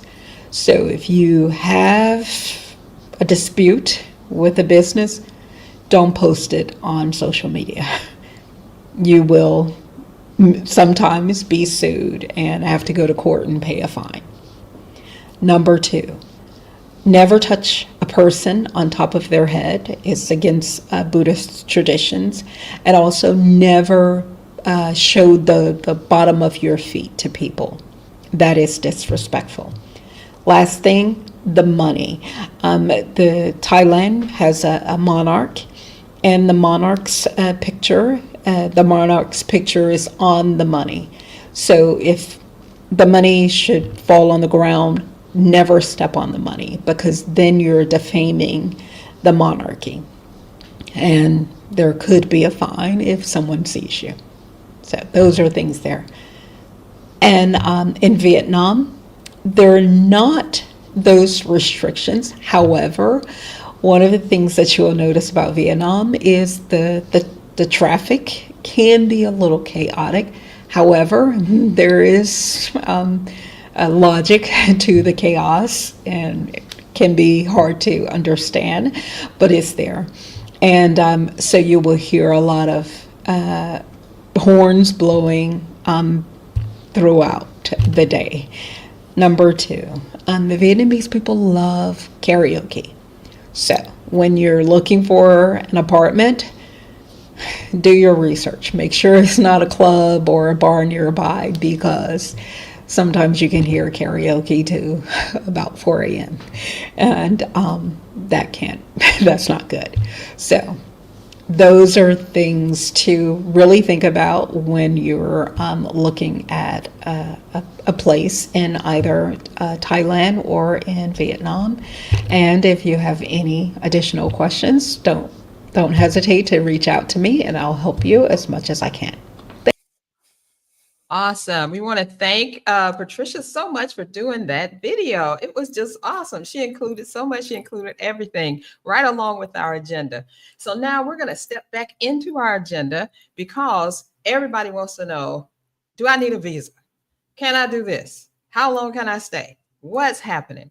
I want to start this off with Mexico and say that I already said, if you're a United States citizen, and maybe if you're from Canada, just they have relationships, I think it was 193 countries, I believe.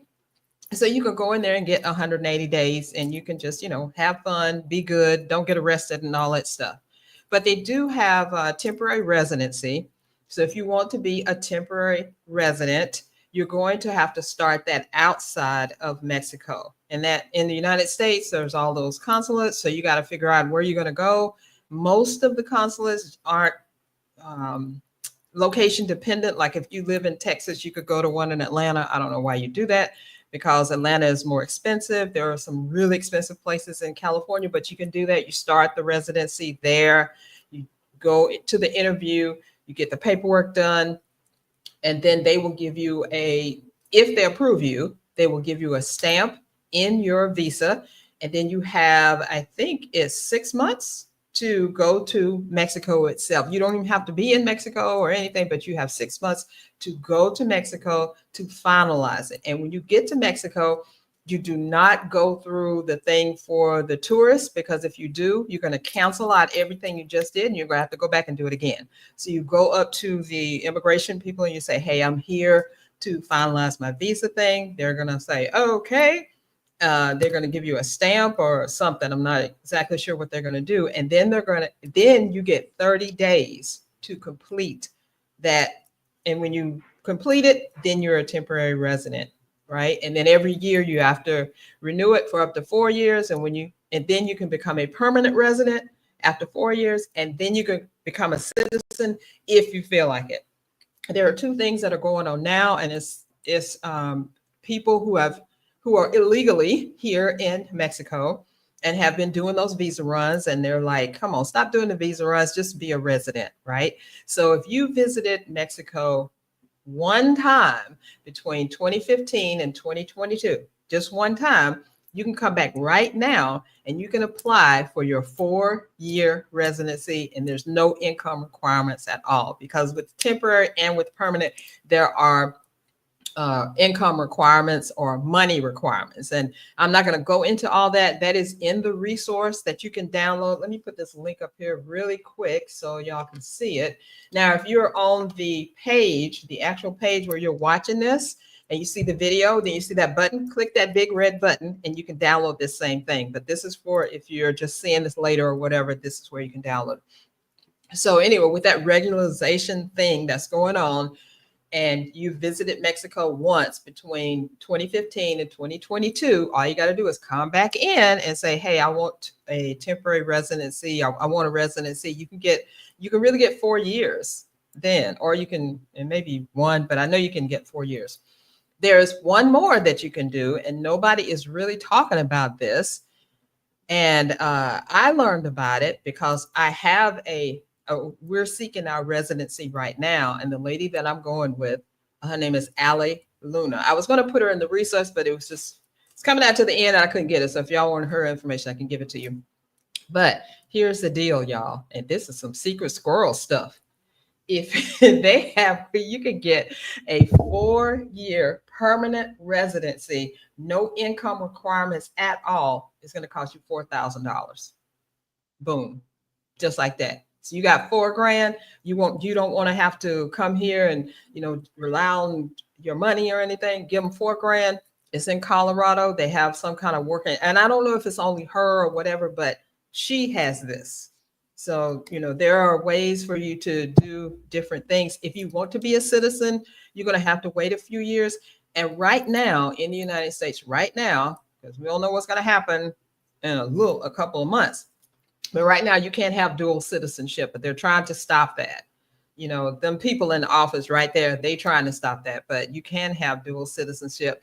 And I've gotten so many questions about, how can you stay there and not be a citizen? Are you going to, disavow your citizenship? Right now, I am not planning to disavow my citizenship.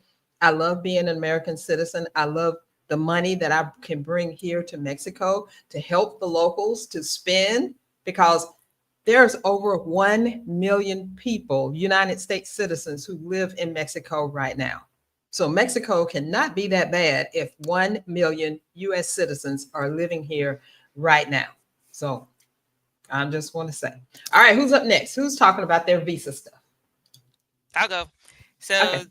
Panama, tourist visa, 180 days. Obviously depends on what country you're coming from. But most of Americans, Canadians, it's 180 day tourist visa. So you can come in, do whatever you want.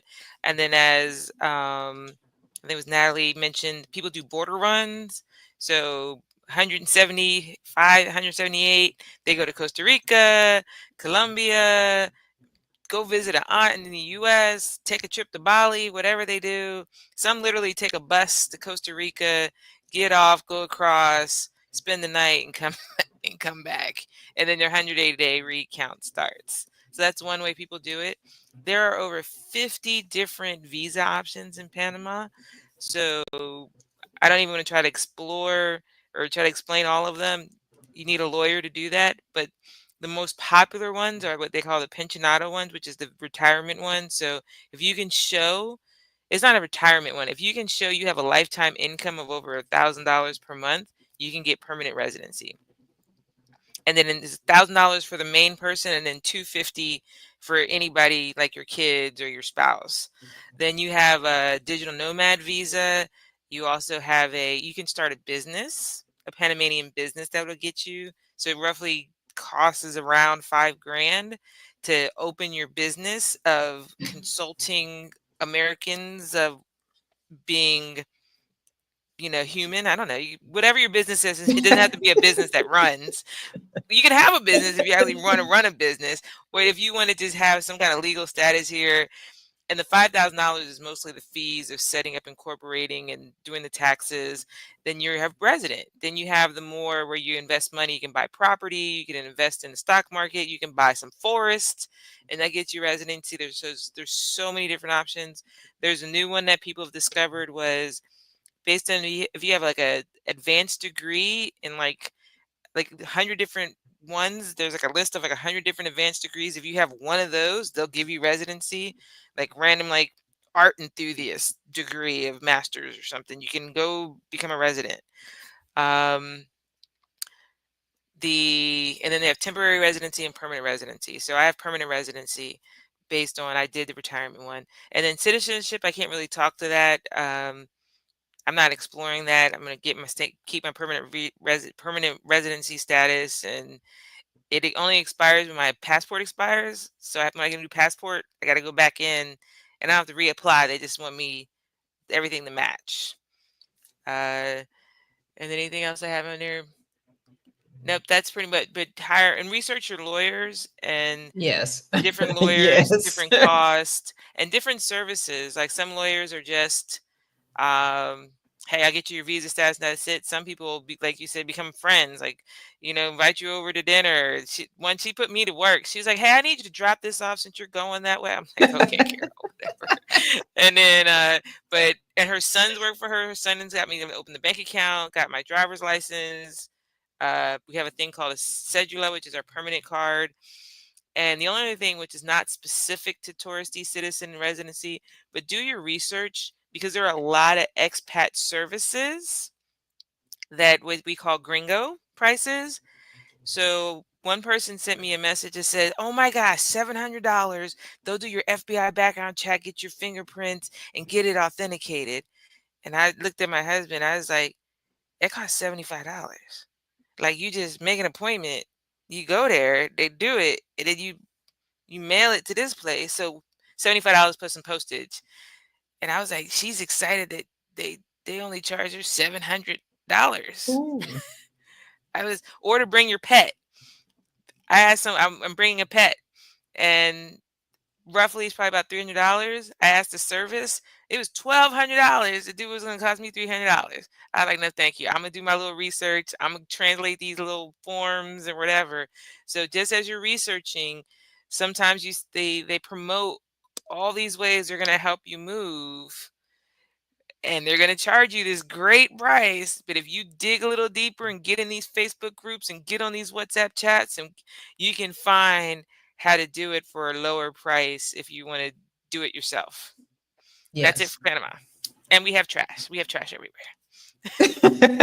Everywhere. Piled high. It's That okay. was It's funny. okay. That was funny. So I guess I'll go ahead for Colombia. So Colombia, you get with a U.S. passport 90 days upon arrival. Okay. And then you can get up to 180 days per calendar year. So after 180 days, you have to leave or you have to start a different visa process. All right. But just with your passport, there's no cost or anything. You show up, you get 90 days. You can also do what the people call a border run within that time. So you can leave close to your 90 days, come back and get an additional 90 days. But again, it's only 180 days per calendar year.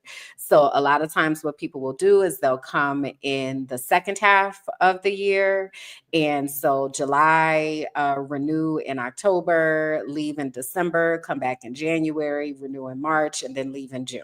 By that time, you got to figure something else out. All right. Mhm. So the other visas that are available, student visas. So again, if you enroll in an approved course to be able to learn Spanish, business visas, land. It's a whole list of them. Okay. I did want to talk though about the digital nomad visa because it is a newer visa and it is fairly easy to get.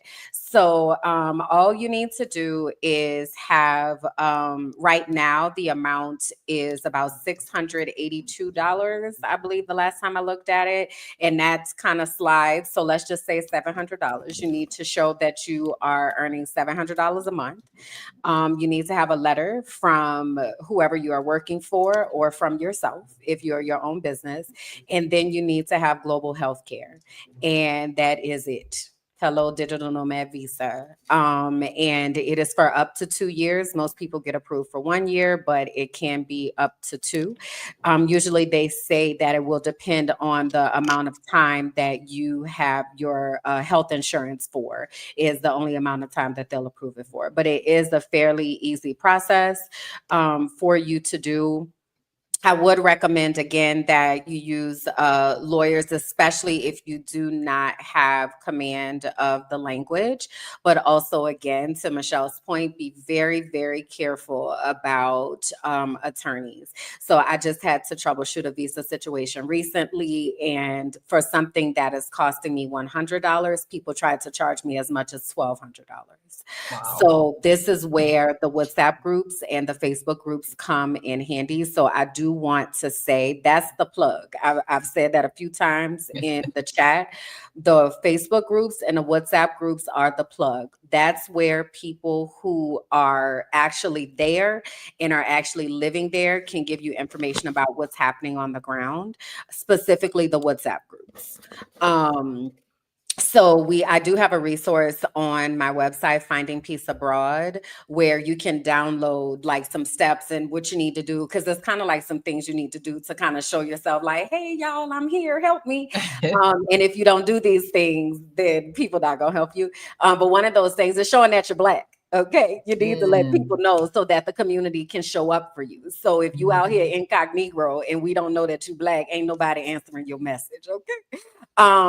So it's really important. But anyway, at Finding Peace Abroad, you can find that resource. So digital nomad visa, tourist visa, you can also marry a Colombian, and that will give you a visa for 3 years initially. And then after that, you can renew.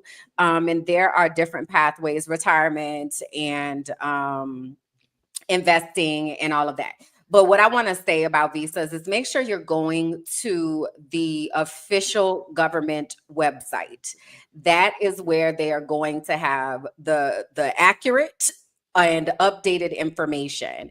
To the point earlier, like for instance, if you type in Colombian visa, somebody has that domain name, right? But that does not mean that they are the government. So be really careful when you're doing your research about the types of websites that you're using in order to gain information, because if you wind up getting like at colombianvisas.com, they gonna take you for what it's worth. Okay. So just be very, very mindful of going to the actual official website for any visa information. Also, because it is changing. Countries they're looking at what's happening in the US. And right now I was just watching a video. What's the lady's name? Kim with the gems.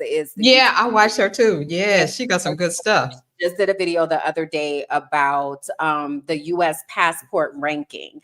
And right now, I think she said we're number 8 and there are like 20 something Right. countries that are ahead of us, right? That changes and will change. So I want to let's just level set for a second here before I pass it over to Jamila. We have to, I believe in practicing radical acceptance about what's happening in the U.S. and a lot of things that have been said are happening. So Right. I need us to deal in reality and not hopefulness of, well, maybe they won't, they are.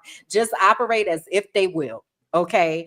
Carol, you had said earlier, like now is the time to like be planning and putting things into action. Yes, now is that time. So I don't want us to kind of be lulled to sleep as I see many people just, oh, well, I'ma see what happens. No, I'ma see come. It's a find out time. It's a found out We time done now. We already found cannot out. We wait. done already effed around. We done Yeah. found out and we here. So now is the time to actually put these plans into action, right? So that's why we want you all like to be reaching out to us and That's why helping we're to here. build these strategies. That's why we did this. Because Yes. for instance, I know Mexico's president just morning, she just put out a statement and tried to like reason with old boy, but I want you to know ain't no reason finna happen. All right. And she ain't gonna take too much off of him because she is a liberal. I'm She is a grateful. woman.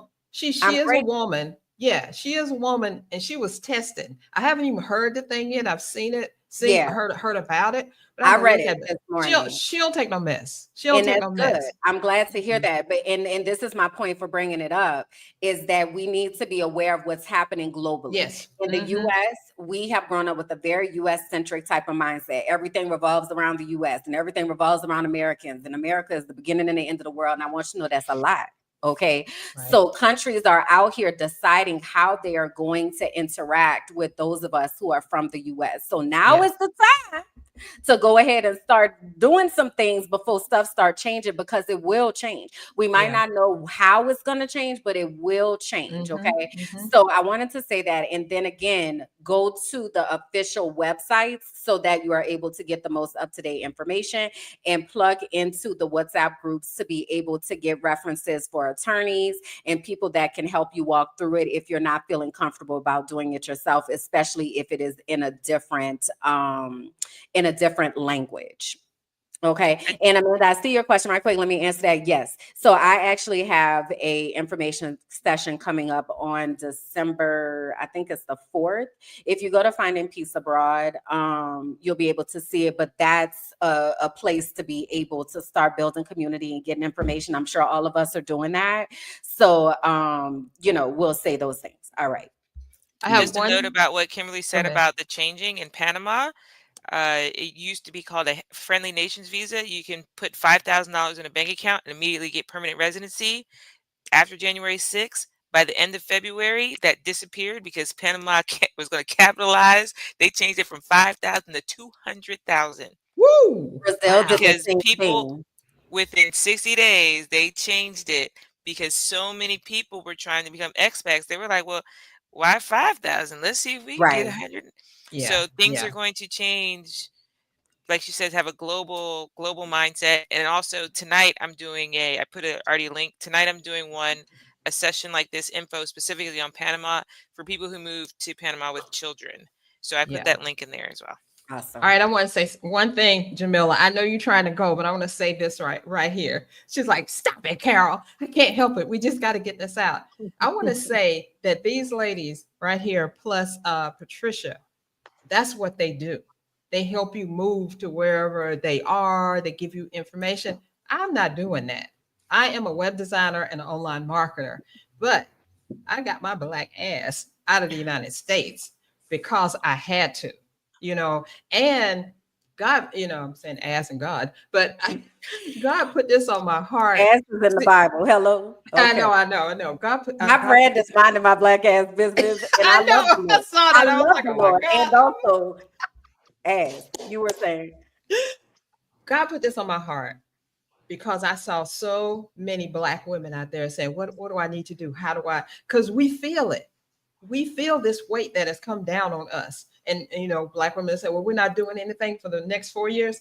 One thing you need to do is get your Black butt out of the U.S. It doesn't have to be permanently. It can be for a respite, as Stephanie Perry says. Just leave for a minute because it will open up your mind. Absolutely. We moved to Mexico sight unseen. We were just coming down here to say, how is it going to be? How is it going to go? What are we going to do? Right. And we came here, and the peace that we felt time we stepped on the sand, on the street, in the air, we say, we're not leaving. We're not leaving. And we even have to go back in January for a little bit. And when we went back to vote, right? And that was the end. When that vote came down, we were like, thank God we're here. So Jamila, take it away. I'm sorry. Okay, no, you raised some really excellent points. And to your point, right after the election, Barbados Black Pact, my group, got 700 new members in the Facebook group. Mm-hmm. 700. We had over 4 years built up to 1,700 and some change. And then, oh, and plus the 500 that are in the On Island WhatsApp group. Sorry, these South Carolina allergies are getting me.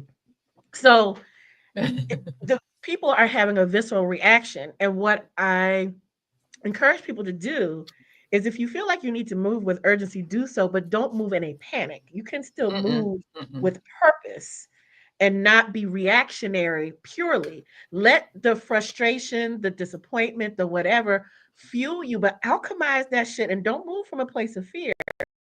Turn that fear into, okay, now I'm motivated to put some things in place. But again, I said it in the beginning, always be moving towards something. You can be moving towards freedom, but don't be just running from. That's not going to get you where you want to go. You're going to get Mm-mm. somewhere and then figure out, oh, this still ain't it because you made big life decisions from a fearful place, right? So always remember that and remember whose you are, but that's a whole other webinar. Okay, so I want to talk about the visa situation because I'm going to tell you um, what the official policies are, and then I'm going to tell you what the real deal and the secret scroll is because what's written and what is actually how things are is two different things. Um, and I also want to mention that just a week ago, I did a full 2+ hour info session on all things Barbados expat. It's recorded, it's free. I tried to post a link, it won't post, but I'll figure out some way. I guess Carol has the link. She can share it later. But so for people who are interested in Barbados, please check that out because it's way more info than what we can get into in Mm-hmm. this wonderful panel here. Okay, so the visa situation. First things first, I mentioned that um, Barbados came back on my radar because they announced the remote work visa, and they were one of it was the first Black country to have a remote work visa. It was the first three countries that have any remote work visa were Estonia, Barbados, and the country of Georgia. And so it was revolutionary. And also, Barbados is a little different than some of these other countries mentioned because Barbados's economy is driven by tourism. So the impact of COVID caused them to say, oh my God, the people aren't coming spending their money here. And all these hotels and all these Airbnbs are sitting here empty. And the longer term stay, because also if you came to, at the time, Barbados was COVID free at the beginning. That changed a couple months in, but and they were like, how do we get people who will stay longer than 2 weeks because we got to put them in quarantine, full quarantine, don't leave your hotel room, quarantine for 5 days. So how do we get people to, to come beyond that? So the welcome stamp visa, like who doesn't want to work in quote unquote paradise? That was the marketing behind it. So while I mentioned that that's what got my attention of, oh, maybe it's time to bounce to Barbados now because it was a several years long dream. I actually never did the welcome stamp. Turned out I didn't need it. And I'm going to talk about that in a minute. So the first thing is tourist visa, Americans, Canadians, UK, whatever. There is such a thing as passport privilege, where people from other nations, African nations, sometimes other Black and Brown people nations can't just flow freely in Mm-hmm. between countries the way that Americans can. And so, someone mentioned about disavowing the U.S. and giving up citizenship. Think real carefully before you do that. I'm not here to tell anybody what's right or wrong for them, but it isn't just a matter of turning in your passport. It is a fee. Did you know that there's a fee to renounce your citizenship? Thousands of dollars plus the tax impact, and they won't take your passport back until you pay that money. But that's also another webinar. So just don't think I want to be American no more, especially if you haven't actually lived anywhere and figured out how American you actually are when you get there. because that's again Yep. another webinar about being a Black American in a Black country and thinking we all Black, and then you find out you ain't Black here, you just American. But All skin that's folk ain't kinfolk. All skin folk ain't right. Also, kinfolk. kinfolk, but not just that, but the Blackness becomes not relevant when everybody's Black, Right. and you no longer Right. can. It's not just the defining thing. But okay, back to the visa. So the tourist visa, Americans, UK, Canadians, you can go to Barbados up to 6 months for free, minimal paperwork. You basically fill out that little form on the plane or at a kiosk when you land. Boom, done. The welcome stamp visa for remote workers is up to 12 months. It includes some perks such as you get to ship some stuff in without customs fees, taxes. You get to put your children in local schools, private or public, and you would still pay whatever the normal school fees are, but you have the right to do that. And there are still a couple of benefits like that. You don't get health care, whatever. Matter of fact, you have to check a box on the form that says you have health care, and you have to check a box that says that you make at least $50,000 a year US. Again, they just ask you to check a box. Nobody's checking your papers. And I need people to understand the mentality in Barbados is we want you here to come spend your money. We're not going to make it hard for you.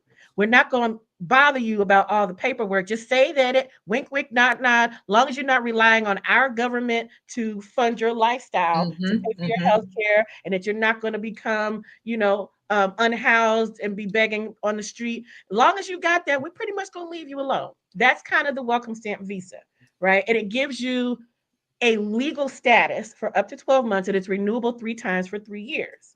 Now, a couple things I got to say about that in 2020, 2021, when it was a brand new thing, it was a novel thing, it made a lot of sense. And also Barbados was one of the first ones out there. And the price point is kind of steep. It was $2,000 for person US per year and $3,000 for a family. It's no longer competitive like that. In 2024, everybody got a digital nomad or remote work visa, and it's sometimes just a couple $100. So you got to weigh the benefit with the cost. So here's what most people found when they got to Barbados. And I went first as a tourist because I was like, before I pay for this welcome stamp, I need to make sure I actually want to stay here for 6 months, 12 months, or whatever, because I've only vacationed places. I've never lived outside the US. So I gave myself a trial run of 6 months, which was the same amount of time as the instant free visa. And I said, that's enough time to know whether I really want to live here. I didn't take that long to know that. It was like 2 months, and I knew that this was home to my heart. But I still gave myself that, and also gave myself an out. Like if it wasn't working, so my lease was for 6 months. Like I just knew that at 6 months, I would reassess. So you can arrive in Barbados as a tourist for 6 months. Don't come with the welcome stamp when you got 6 months for free.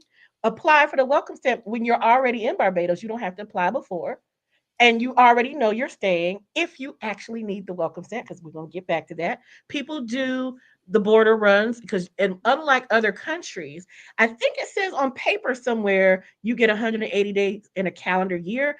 Nobody pays attention to that. You leave, you come right back, they'll start your 6 months all over again. Or don't leave at all. Just go down to the immigration office, pay a little $20, $30 and get another 6 month extension. They're not tripping. They want you here. They want you spending that money on the island. Long as you don't try to get a job on the island, that's when you have issues. You cannot work on the island on a tourist visa or be employed on the island locally Right. on a tourist visa or on the remote work welcome stamp visa. So a lot of people like, I'm just going to go to this country and get a job. Honey, it don't work like that.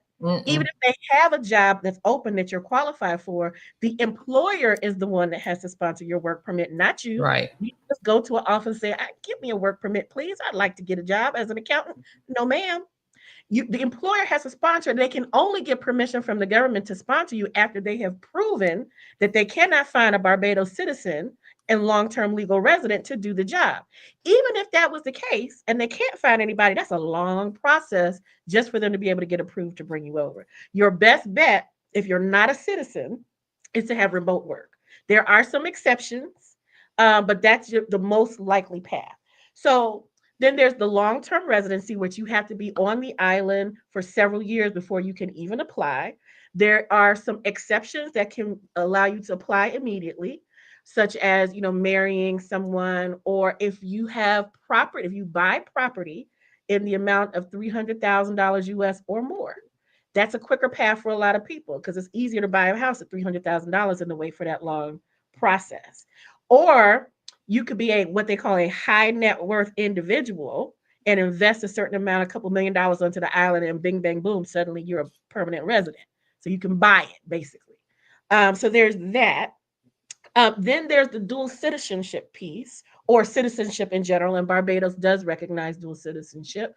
In order to be a citizen, you have to have been on the island for 7 years. 5 of those 7, you have to be physically on the island, unless you marry a Bayesian, unless you, again, the high net worth thing can shortcut you, or Bayesian by descent. If one of your parents is Bayesian, but you were born in the US, you can apply for the immediate citizenship process. Grandparents at present do not count. Great great great grandmama on your third cousin side don't count. So there's a whole process for that. Now that's the official stuff. I want to get back to the border run, and I want to get back to whether you even need the welcome stamp. So I mentioned that people were just coming as perpetual tourists. I had friends who were there for 3 years, never even left the island, not once for the entire pandemic. They just kept renewing their tourist visa, on a first name basis with the people at immigration, like, hey, Barry, I'm here. Give my stamp. Here's my money. All right. See you in a couple months. I mean, they're not going to give you a hard time about it, at least not in Barbados. Some people have jobs, the kind of jobs that require you to have the remote work visa, because there are some legalities about if you have employees in a particular country, you're now obligated to pay the taxes in that country on the employer side. So the welcome stamp visa gives your employer, if you're employed traditionally, a pass that says you don't have to register and pay taxes here. So some employers might have a requirement that you have something other than a tourist visa in place if you're going to remote work there. I will also tell you, I know that there are members in our community whose employers know that they work remotely, but don't know that they're working from Barbados. And I'm gonna leave that alone. But it's always like, hey girl, don't tag me in no pictures because I'm incognito. They say I can work remote, but they just don't know where I am. That ain't none of my business, right? But there are people who do that. So the entire time I've never been on the welcome stamp. And also the welcome stamp was only renewable for 3 years because they didn't know how long the pandemic was going to last. And so technically it expired at the end of 2023. Again, I say technically because Barbados is not going to put you out because their paperwork has expired. They have not decided yet to officially extend it.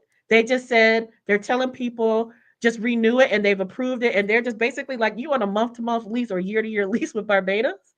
They have not officially decided to say that the welcome stamp visa time that you spend on that visa will count towards your permanent residency. There's talk about it, but it's not encoded into law yet.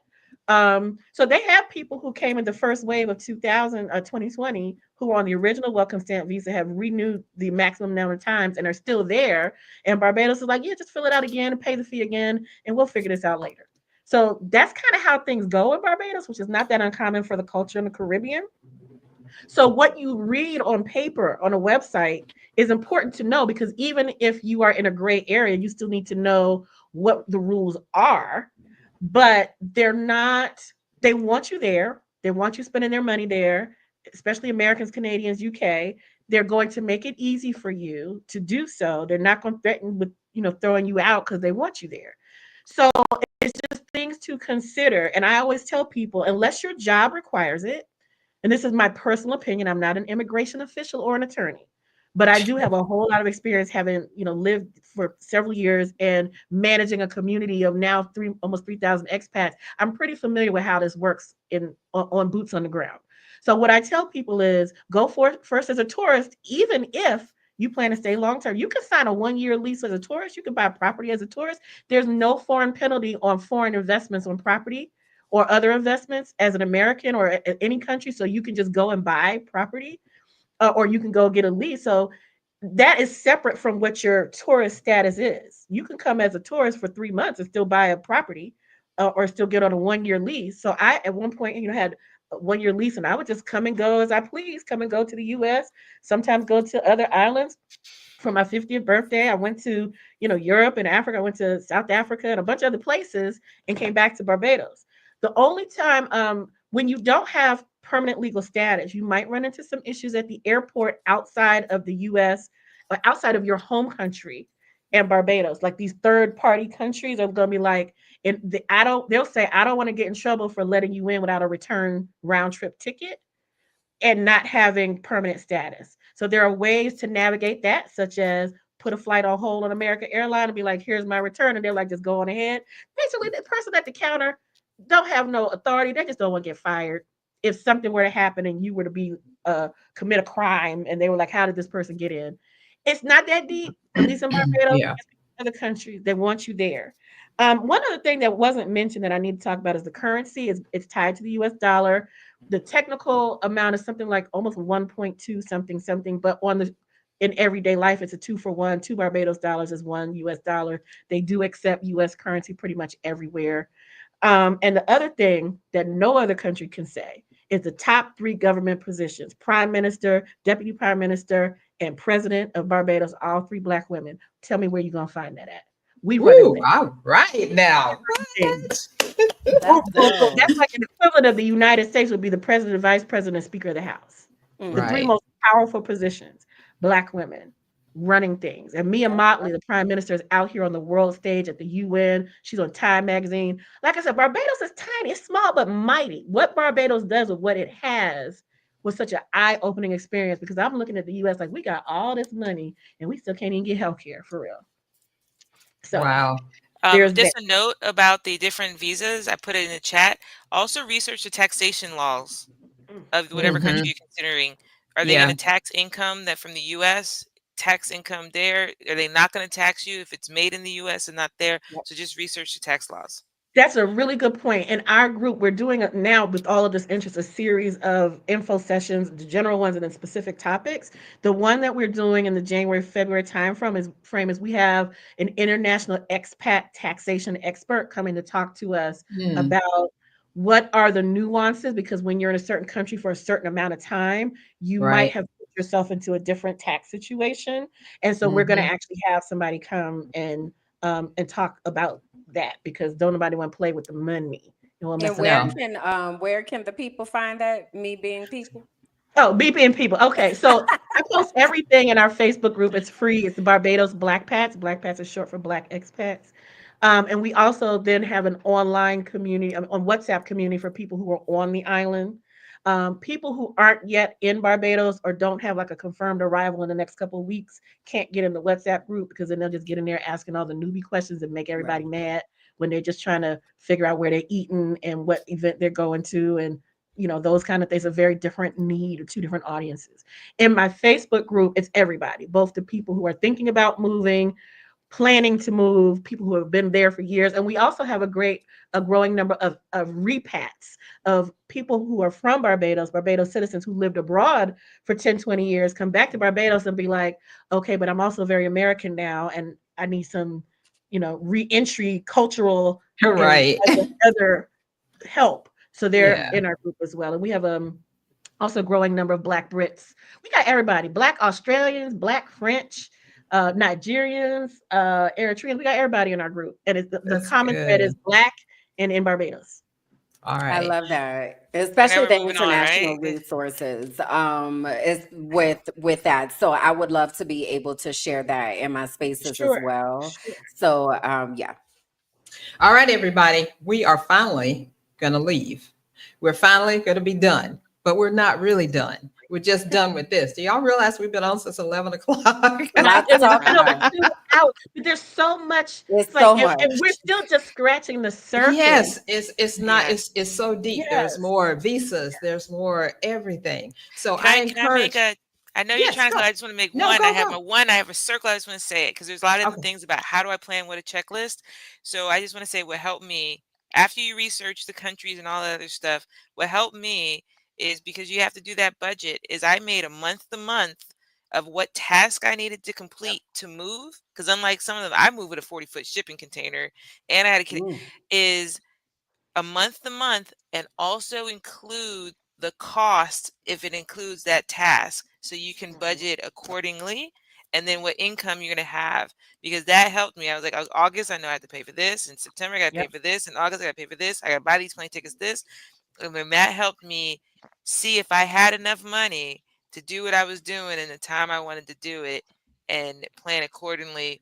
And then also have a plan on how are you going to spend money in that country in banking. Research that, because I had a plan. I guess my husband wasn't listening. That that some places charge foreign transaction fees and different credit cards That work part. and different things like that. So Right. That also We have a part. didn't even plan, touch on that. We didn't even touch on that. My but just husband have did a all of plan. that. Yeah. Research all that. My Yes. husband did all that money stuff.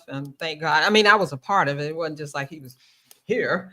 But yeah, like we said, we just scratched the surface. There's so much deeper. Surface. And also, How the to single people, we didn't talk about the dating situation Child, either. And that's there's a what I lot was of no, about to questions. say. I was like, no. Jamila, girl, me and you might need to Listen, do a we need to collab, do a girl, and talk about whole this Yes, because this conversation yes. about wow. international dating, dating as an expat, dating abroad. Kimberly, let's talk offline and put something Let's, together because that girl, piece we right got there, to. So It's a the lot. navigating word single life is as an expat, as a Black woman Mm-mm. expat, girl, Mm-mm. the the word tea. is here. You need to follow these ladies. And how can you do that? You need to download that resource guide that's been Mm-hmm. playing across the screen. If you are on the page now where you see the video and that big red button and then the chat, click that big red button. And then I want you to know that none of this is going away. It's going to live on my site. It's going to live on Kimberly's. It's going to live on Jamila's when she gets it up there. It's going to live on Michelle's stuff. This is something, and I'm going to put it, see if and I'm pretty sure they will, in the Black Women Living Abroad group, if they'll put it up there. It's information that you need that no one's telling you because you're all excited now and you're ready to go. I got my thing. I'm ready to get out of here. But like Jamila said, you need to slow down. You need to plan.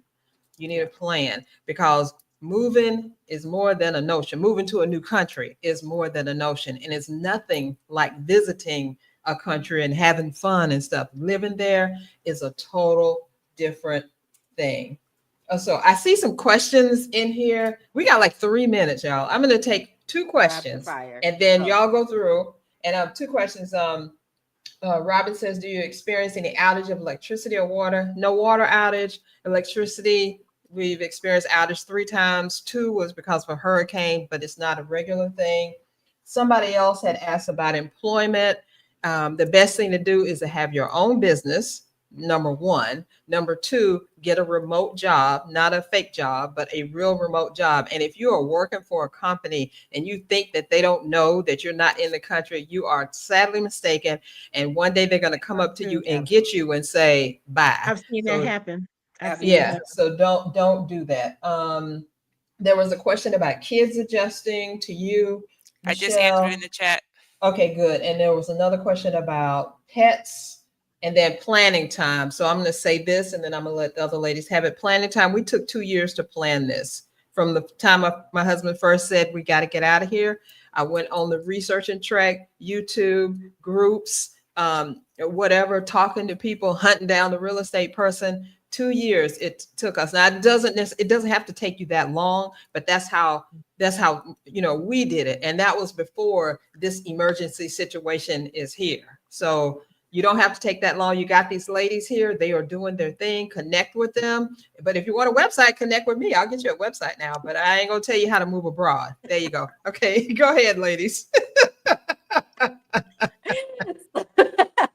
I wanted to answer the infrastructure question basically. So Colombia, there is Medellin is won an award for one of the most innovative cities. So outages and all of that, they're very one-offs. That something might be happening or somebody hit a transformer or something like it's just stuff like that, but it is very much reliable. So I wanted to chime in on that. And what was the other question? Oh, okay, The Michelle, time it took for you to move. time it took to move. So it took me personally 6 months. My cousin just got here in August. It took her 60 days.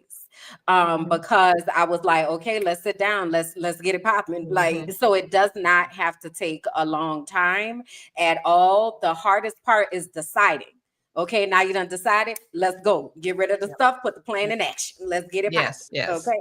So Yeah, if you have location independent income, if you already have that in place, it's a quicker process than if you have a in-person job and you're trying to figure out how absolutely. you're going to support yourself when you Mhm. move. So for me, the actual time from the day they announced that welcome stamp visa, and I was like, wait, hold up, wait a minute, to the actual time that I moved was about 3.5 months. And that's only because there were certain things I wanted to wrap up.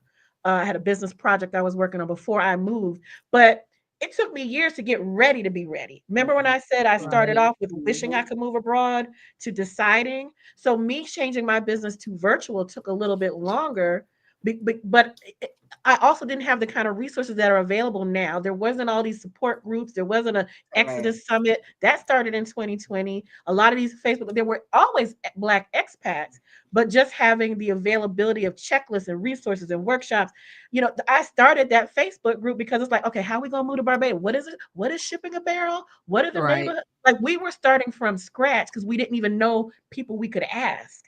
You all don't have that. You have all of these resources and all Right. of these Facebook groups and coaches and people who can help you with a one-on-one creating a plan. I think everybody here but Carol does that for their destination. I do So take websites. advantage. And she does websites. But I'm also going to say this before you hop in somebody's inbox with some questions, please read Do or your watch the research. free stuff that they have already compiled for you. Because just like you felt frustrated, you wanted to rest after the election, so do we. But thousands of Amen. people jumped in our inbox asking the same questions, which is how this beautiful panel Yes, yes. came together. That's how I came. So Yeah, all we're that's how this saying came together. is we're here for you and the communities are here for you, but pull your own weight first. People want to help you. People are Mm, so generous with the free stuff and also the one-on-one paid stuff. But at least show that you Googled the question or Some. come with a question that and not ask the question that's already been answered in the free resource for the person that you are now asking for their time because it's not just you asking, it's every friend that they have. Say, oh, right. I think I now want to move. Plus, everybody on the internet is in their inboxes, in our inboxes. And all we're saying is please give us a little grace because we also experiencing the same emotions that you're experiencing in that Yeah. election, no matter where we are. Just give us a little grace, be patient, and please take the time to look at did we already answer your question somewhere. So that Amen. way, also for the paid services, you can get more for your money because you don't waste time on the stuff that you could have got for free. Correct. That's right. All Amen. right. Amen. Real quick, everyone, tell everyone where they can find you, get in touch with you, and I will start. If you want a website, go to csicorporation.com. Go. Somebody, anybody. Oh, okay. Kimberly. Barbados Black Pat. You can find us on Facebook. If you want follow me on social media, it's Inspired Jamila, or you can just look me up on Facebook under Jamila White. I also do one-on-ones as well, and it's outside of this expat stuff. I am a life coach. I am an author, and I'm a psychic medium. That's the business that pays me. So if you want to set that up too, you can follow me through those channels and contact me through my website, jamilawhite.com. All right. Kimberly. Amen. And so KimberlyJackson.com is where you can find me in regard to intuitive melanated life coaching, discover your destiny. I am launching a new cohort next week. So I also certify life coaches. So if that is something that you have been wanting to do, holla at me about that. Other than that, minding my black ass business on all the platforms, mindingmybblackassbusiness.com. We have merch. Go ahead on and tap in. All right. We got some Black Friday specials coming up and such. Because that's all we be trying to do is mind our black ass business. Okay, so holla at me there. I'm trying to get to 1,000 subscribers on the YouTube, so go on and subscribe. Okay, we had like 820 maybe. All right, so go ahead and subscribe to Mind My Black Ass Business. It is the space to be able to experience healing, community, and you can learn a lot more about me and my story and what got me here. All right. Michelle. Me, I'm a little more low key. I'm retired. I ain't doing nothing. So that's why I'm all on these chat groups, laying in bed, just like, oh, I know the answer to this. Oh, I know the answer to this. Oh, I know the answer to that one. Oh. So I guess the ways where I lurk the most is Black Expats in Panama, the Facebook group, Charlotte Horn. And I'm Black Expats with Kids in Panama is another group. And Black Women Expats in Panama are pretty much the three that I'm just answering questions. And I also mentioned previously Black Expats in Panama. Charlotte Van Horn is the host of that this evening at 7 p.m. If anybody's specifically interested about Panama, she's actually going to have a lawyer on, a school administrator, and 3 other families who moved to Panama with children. And I think it'd be good information also if you don't have kids, because it's going to talk about the visa process and moving. Let me see if I have any other. And the last kind of, I'm not a life coach, but one of the things that kind of irks my nerves when people come in there in my DMs and my PMs and say, hey, it's not safe there, so I don't understand why you recommending it to people. And I was like, who said it's not safe? My cousin Willie. Well, has your cousin Willie lived abroad, moved out the neighborhood, left or No, whatever, no. da da da da da? Like, what? No, he was watching Narcos. Nah, I done told Right, you Why is your cousin earlier. right, yeah. Willie, who lives in an apartment building with his grandma, telling you that you can't move to this country because it's not safe and someone's going to kill and rob you and kidnap you? Because so many people, even people I work with, are so concerned I was going to get kidnapped. Nobody's kidnapping a Black female over 45 because they don't. I had to pee a lot. I need my Motrin. My I knees know that. hurt. And what, they gonna sex traffic me We are before? not the target With my audience. pooch? Like, what's it? No, No, no. who's Yes. kidnapping Uh-uh. me? They not So, kidnapping, but even the places that kidnap, which is a few and far between, they ain't kidnapping no Black women because who paying that ransom in the United States? Nobody. and And they ain't then they're sex gonna get trafficking me. tired My of us knee's and bad. My knee's bad. Like, they're gonna get tired of us and give us back because and I they pee a want young lot. people. So, but so many people, just really surround yourself with people who are going Yes. to answer the questions and not those naysayers. And because some people are just really think I'm bat crazy for Dream leaving, killer. Same. and Oh, they yeah. like, That's right. oh, That's and right, Michelle. I just had to limit those folks. Even Yep. with my closest friend, she don't say it. I know she think I'm crazy, but she don't say it because she loves me. Hmm. But I had to limit myself from those naysayers to Absolutely. and get around like-minded people, because if Right. I That part. listen to naysayers, I'd still be sitting in Florida and my kids being called all kinds Yeah. of stuff. Yeah. Right. I'm And not a Well, fan see, of the move in silence piece, but be discerning about who you share with and when, yes. because dream Yeah. killers are not strangers. Dream killers are always the people that's closest to Come you, on, say that. because otherwise they're not even in your ear. And it's the ones who Hmm. will always say something about, well, they mean well. Most dream killers are not mean people. They Yeah. mean well, but they are very Hmm. limited in their perception of what's right for And you knowledge. And and what is knowledge. quote unquote safe. Because for Right. Yeah. some people, safety looks different for different people. For Correct. Yeah. some people, safety means I'm in the same neighborhood I grew up with a 9 to 5 that I don't like, but ain't going nowhere. And that's safe for them. Right. And I respect that. But that's not what safety looks like for me. Safety Mm-mm. for me means being free All right, we're by gonna the start off on beat. a whole. We're I, gonna get off on a whole nother tangent, y'all. I I know. I want was about to say we're I gonna have to know. have part 2, 3, I and 4. know. We need a Jamila part Howard, two. girl, we got the connect, girl, in all of yes, this. Yes. and I'm yes, but available 'cause This I'm was so retired and I just fun. lurk on Facebook. Just there you go. Period. I just wanted to say Period. thank you, thank you, thank you Yes. to everyone, including Patricia, who sent that video in, who Hey, took that Patricia. time. Yes, yes, big up to Patricia. Thank you to everyone who's here, who stayed with us. We still have 59 people who are online with us right now. For the And whole thank time. That's amazing. I know. And thank you to everyone who booted those crazy people out who are trying to talk mess, because we're going to see how much mess they're going to be talking in March. I'm just going to leave it right there. But thank y'all so much. And we will talk soon again. Another Thank thing we don't even know. you. Okay. Thank you Bye so for much, now, you guys. everyone. Bye, y'all. Bye.